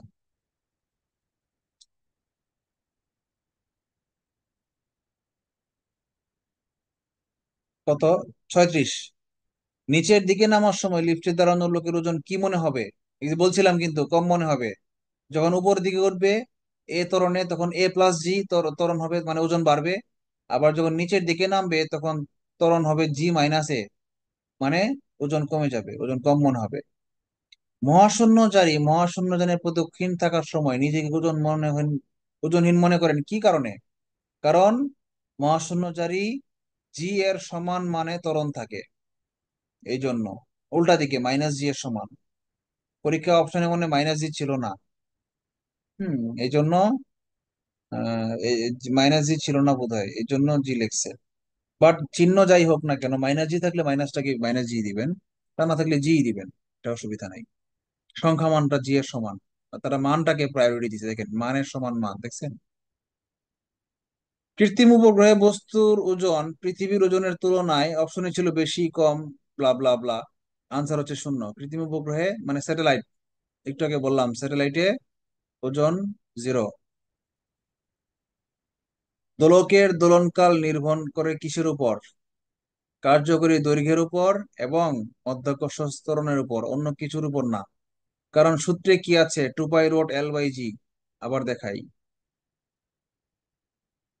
এই দেখেন √L/g। তাইলে এল এবং জি ছাড়া অন্য কোনো কিছুর উপর কি নির্ভর করে দোলনকাল? না।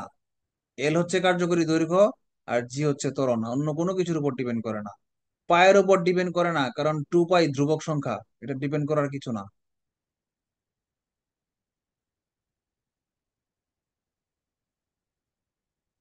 আচ্ছা।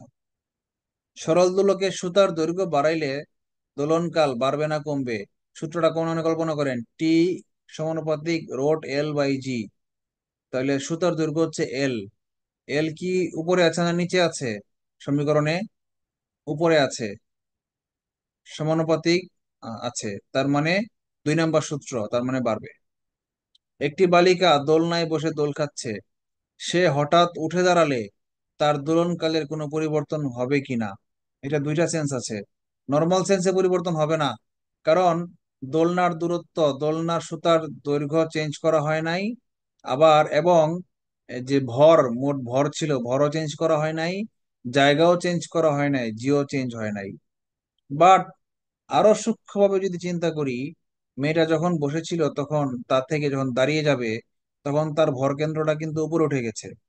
ভর কেন্দ্রটা উপরে উঠে গেছে মানে কি, পৃথিবী থেকে তার কেন্দ্র, পৃথিবীর কেন্দ্র থেকে ওই ওই পুরা মহিলাটার, মেয়েটার দূরত্ব বেড়ে গেছে, মানে জি এর মান কমে গেছে। জি এর মান কমে গেছে বলে দোলনাটা ধীরে দোল চলবে, মানে দোলনকাল কমে যাবে। এটা এতটাই কমবে যেটা নগণ্য। দুইটা সেন্সে দুই রকম আনসার, বাট প্রকৃত আনসার যদি বলি তাহলে কমবে। আচ্ছা, ভরকেন্দ্র পরিবর্তন হওয়ার কারণে কমে যাবে। দোলন ঘড়ি দ্রুত চলে শীতকালে। আচ্ছা, শীতকালে এই দোলকের ঘড়ি দ্রুত চলবে কেন? এইবার আইকিউ প্রয়োগ করেন, বলেন কে বলতে পারেন।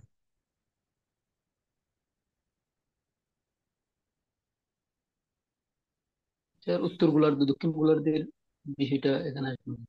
গোলার্ধ আনছেন কেন? আমি বলছি শীতকাল, বাংলাদেশে বলেন। বাংলাদেশে শীতকাল আর গরমকাল। শীতকালে ঘড়ি দ্রুত চলবে না হালকা চলবে? ঘড়ি দ্রুত চলেছে। কেন? কি লজিক? শীতকালে সুতার দৈর্ঘ্যটা সংকুচিত হয়ে যাবে, পুলকের দৈর্ঘ্য কমে দৈর্ঘ্য যাবে। কমে যাবে, যে হ্যাঁ, কারণে দৈর্ঘ্য হচ্ছে কমে দ্রুত গেলে এল চলে। এর মান কমে যাবে। টি সমানুপাতিক রোট এল, মানে এল এর সাথে টি এর সম্পর্কটা সমানুপাতিক। তাহলে এল যদি কমে যায় তাহলে টিও কমে যাবে, মানে দোলনকাল কমে যাবে। দোলনকাল কমে যাওয়া মানে কি, ঘড়ি কি দ্রুত চলা না ধীরে চলা? দ্রুত চলে। দ্রুত চলা। টি এর মান কমে যাওয়া মানেই হচ্ছে ঘড়ি দোলন, সরল দোলক দ্রুত চলা। একটি সরল দোলককে পৃথিবীর কেন্দ্রে নিয়ে গেলে তার দোলনকাল কি হবে? জিরো হবে না অসীম হবে? অপশনে জিরো ছিল। টি equals two রোট L by G. এই জি এর মান যদি জিরো বসান, এই সমীকরণে জি এর মান জিরো বসালে টি এর মান কি জিরো হবে না ইনফিনিটি হবে? ইনফিনিট। ইনফিনিটি, কারণ ভগ্নাংশের নিচে something by zero equals to infinity. Infinity মানে আনডিফাইন্ড। ইনফিনিটিও বলা যাবে না, আনডিফাইন্ড মানে ভুল, ম্যাথ এরর। মানে হবেই না, দোলনকাল হবেই না, দোলন হবেই না, দোলনই হবে না, দোলনকাল বার করবেন কই থেকে? অনির্ণেয় হবে। হ্যাঁ, অনির্ণেয় মানে দোলনই হবে না, দোলনকাল হবে কই থেকে? হ্যাঁ, অনির্ণেয় আর অসংজ্ঞায়িত আবার এক না। অনির্ণেয় এবং অসংজ্ঞায়িত আর দুইটা অসীম, এই তিনটা জিনিস আলাদা। সবগুলা কি আমরা ইনফিনিটি দিয়ে প্রকাশ করি, বাট ঝামেলা আছে, এখানে পার্থক্য আছে। একটি পেন্ডুলাম ঘড়ি বিষুব রেখা থেকে মেরুর দিকে নিলে কি হবে? বিষুব রেখা থেকে মেরুর দিকে অভিকর্ষ ত্বরণ বাড়বে, মানে টান বাড়বে। আর টান বাড়লে, বেশি টান দিলে খুব তাড়াতাড়ি মুভ দোলের করবে, কাল ফাস্ট বাড়বে। হবে। এটা দুই ভাবে লজিক, দোলের এই লজিক কাল দিয়ে অ্যাপ্লাই করা যায়। আবার যদি বলি যে মেরুর দিকে নিলে জি এর মান বাড়বে, যদি ভগ্নাংশের মধ্যে জি এর মান বাড়ায় দেই, তাহলে টি এর মান কিন্তু কমে যাবে। আর টি এর মান কমা মানে কিন্তু কি, ফাস্ট হওয়া, দ্রুত হওয়া। কোনো মধ্যাকর্ষণজনিত স্থানে ত্বরণ 9 গুণ বাড়ালে, জি এর মান যদি 9 গুণ বাড়ায় দেই, তাহলে দোলনকাল কি বাড়বে না কমবে? কত গুণ বাড়বে কমবে? আবার সূত্রে চলে যায়, T equals to root L by G. এই দেখেন, এখানে জি এর মান যদি 9 গুণ বাড়ায় দেই, তাহলে টি এর মান কি হবে, বাড়বে না কমবে? কত গুণ বাড়বে বা কত গুণ কমবে বলেন? কমবে স্যার। কত গুণ? 3 গুণ, রুট আছে। এই জি এর পাশে যদি 9G লিখি, তাহলে এই 9টাকে রোট ওভার দিয়ে বার করে দিলে রোট রোট 9 এর মান কত, 3। তাহলে 1/3, মানে আগে যে মানটা ছিল সেই মানটাকে 3 দিয়ে ভাগ দিতে হবে। মানে জি এর মান 9 গুণ বাড়াইলে টি এর মান 3 গুণ কমবে। আর এল এর মান 9 গুণ বাড়ালে টি এর মান 3 গুণ বাড়বে। আচ্ছা, প্রশ্ন করব, রহিম ছাড়া অন্য কেউ উত্তর দিবেন। বলেন তো, এল এর মান 25 গুণ বাড়াইলে টি এর মান কি হবে? আচ্ছা স্যার 5 গুণ বাড়বে। ফাইন, এই তো আপনারা শিখে গেছেন, সব বুঝে গেছেন। যে বেগে কোন একটা বস্তু উপরের দিকে নিক্ষেপ করলে তা আর নিচের দিকে ফিরে আসে না, তাকে বলা হয় মুক্তিবেগ, মুক্ত বেগ বা মুক্তিবেগ। স্যার 11.2 হ্যাঁ, কিলোমিটার ইসি প্লাস ওয়ান হ্যাঁ, এর মান। এটা কোশ্চেনে আসছে, বাট সেটা মিস হয়ে গেছে, আপনারা এটা পড়ে নিবেন। ভূপৃষ্ঠে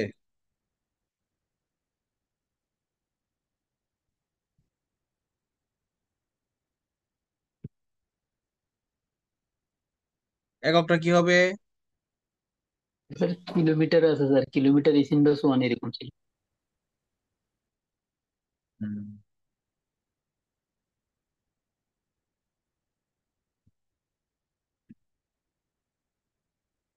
kilometre per second square. Second square হবে না, সেকেন্ড হবে। বেগের একক মিটার পার সেকেন্ড, স্কোয়ার না।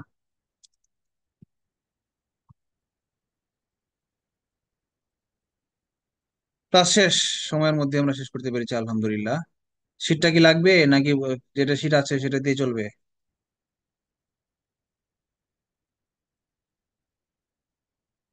বলেন, শীট কি লাগবে নাকি লাগবে না? লাগবে স্যার না বুঝতে দিলে পারছি। ভালো হয়। না স্যার দিলে আচ্ছা, ভালো হয়, অনেকের তো সিট নেই। হ্যাঁ, অনেকে শীট নাই। শীট নাই আবার কি কথা, পিডিএফ শীট তো সবার কাছে আছে, শীট থাকবে না কেন? না না স্যার, আমি ওই যে প্রিন্টেড শিটের কথা বলছি। প্রিন্টের শীট তো দরকার নাই, প্রিন্টের শীট যাদের কাছে নাই তাদের কাছে এই পিডিএফ শীট আছে না। আমি আজকে যে শীটটা দিয়ে পড়াইলাম সেই শীটটা সবার কাছে আছে না, থাকবে না কেন? এতদিন পরে এসে কি বলেন?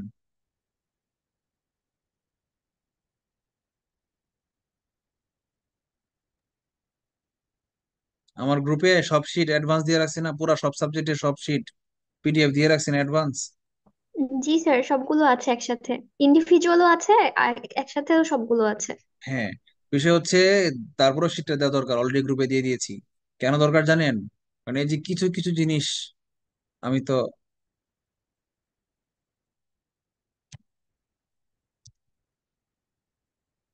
কারণ আমি নতুন কিছু জিনিস লিখছি না এখানে, খেয়াল করছেন? এই যে ছবি আঁকছি, তারপরে যে লিফটের খেলা লিখছি নতুন করে।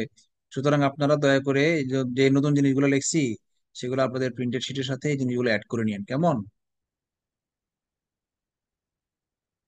ওকে, আচ্ছা। আর জানি কি, আর হচ্ছে শিট দিয়ে দিয়েছি। এখন হচ্ছে আপনাদের ক্লাস রেকর্ডটা আপলোড দিতে হবে। ভালো থাকবেন সবাই, আল্লাহ হাফেজ, আসসালাম।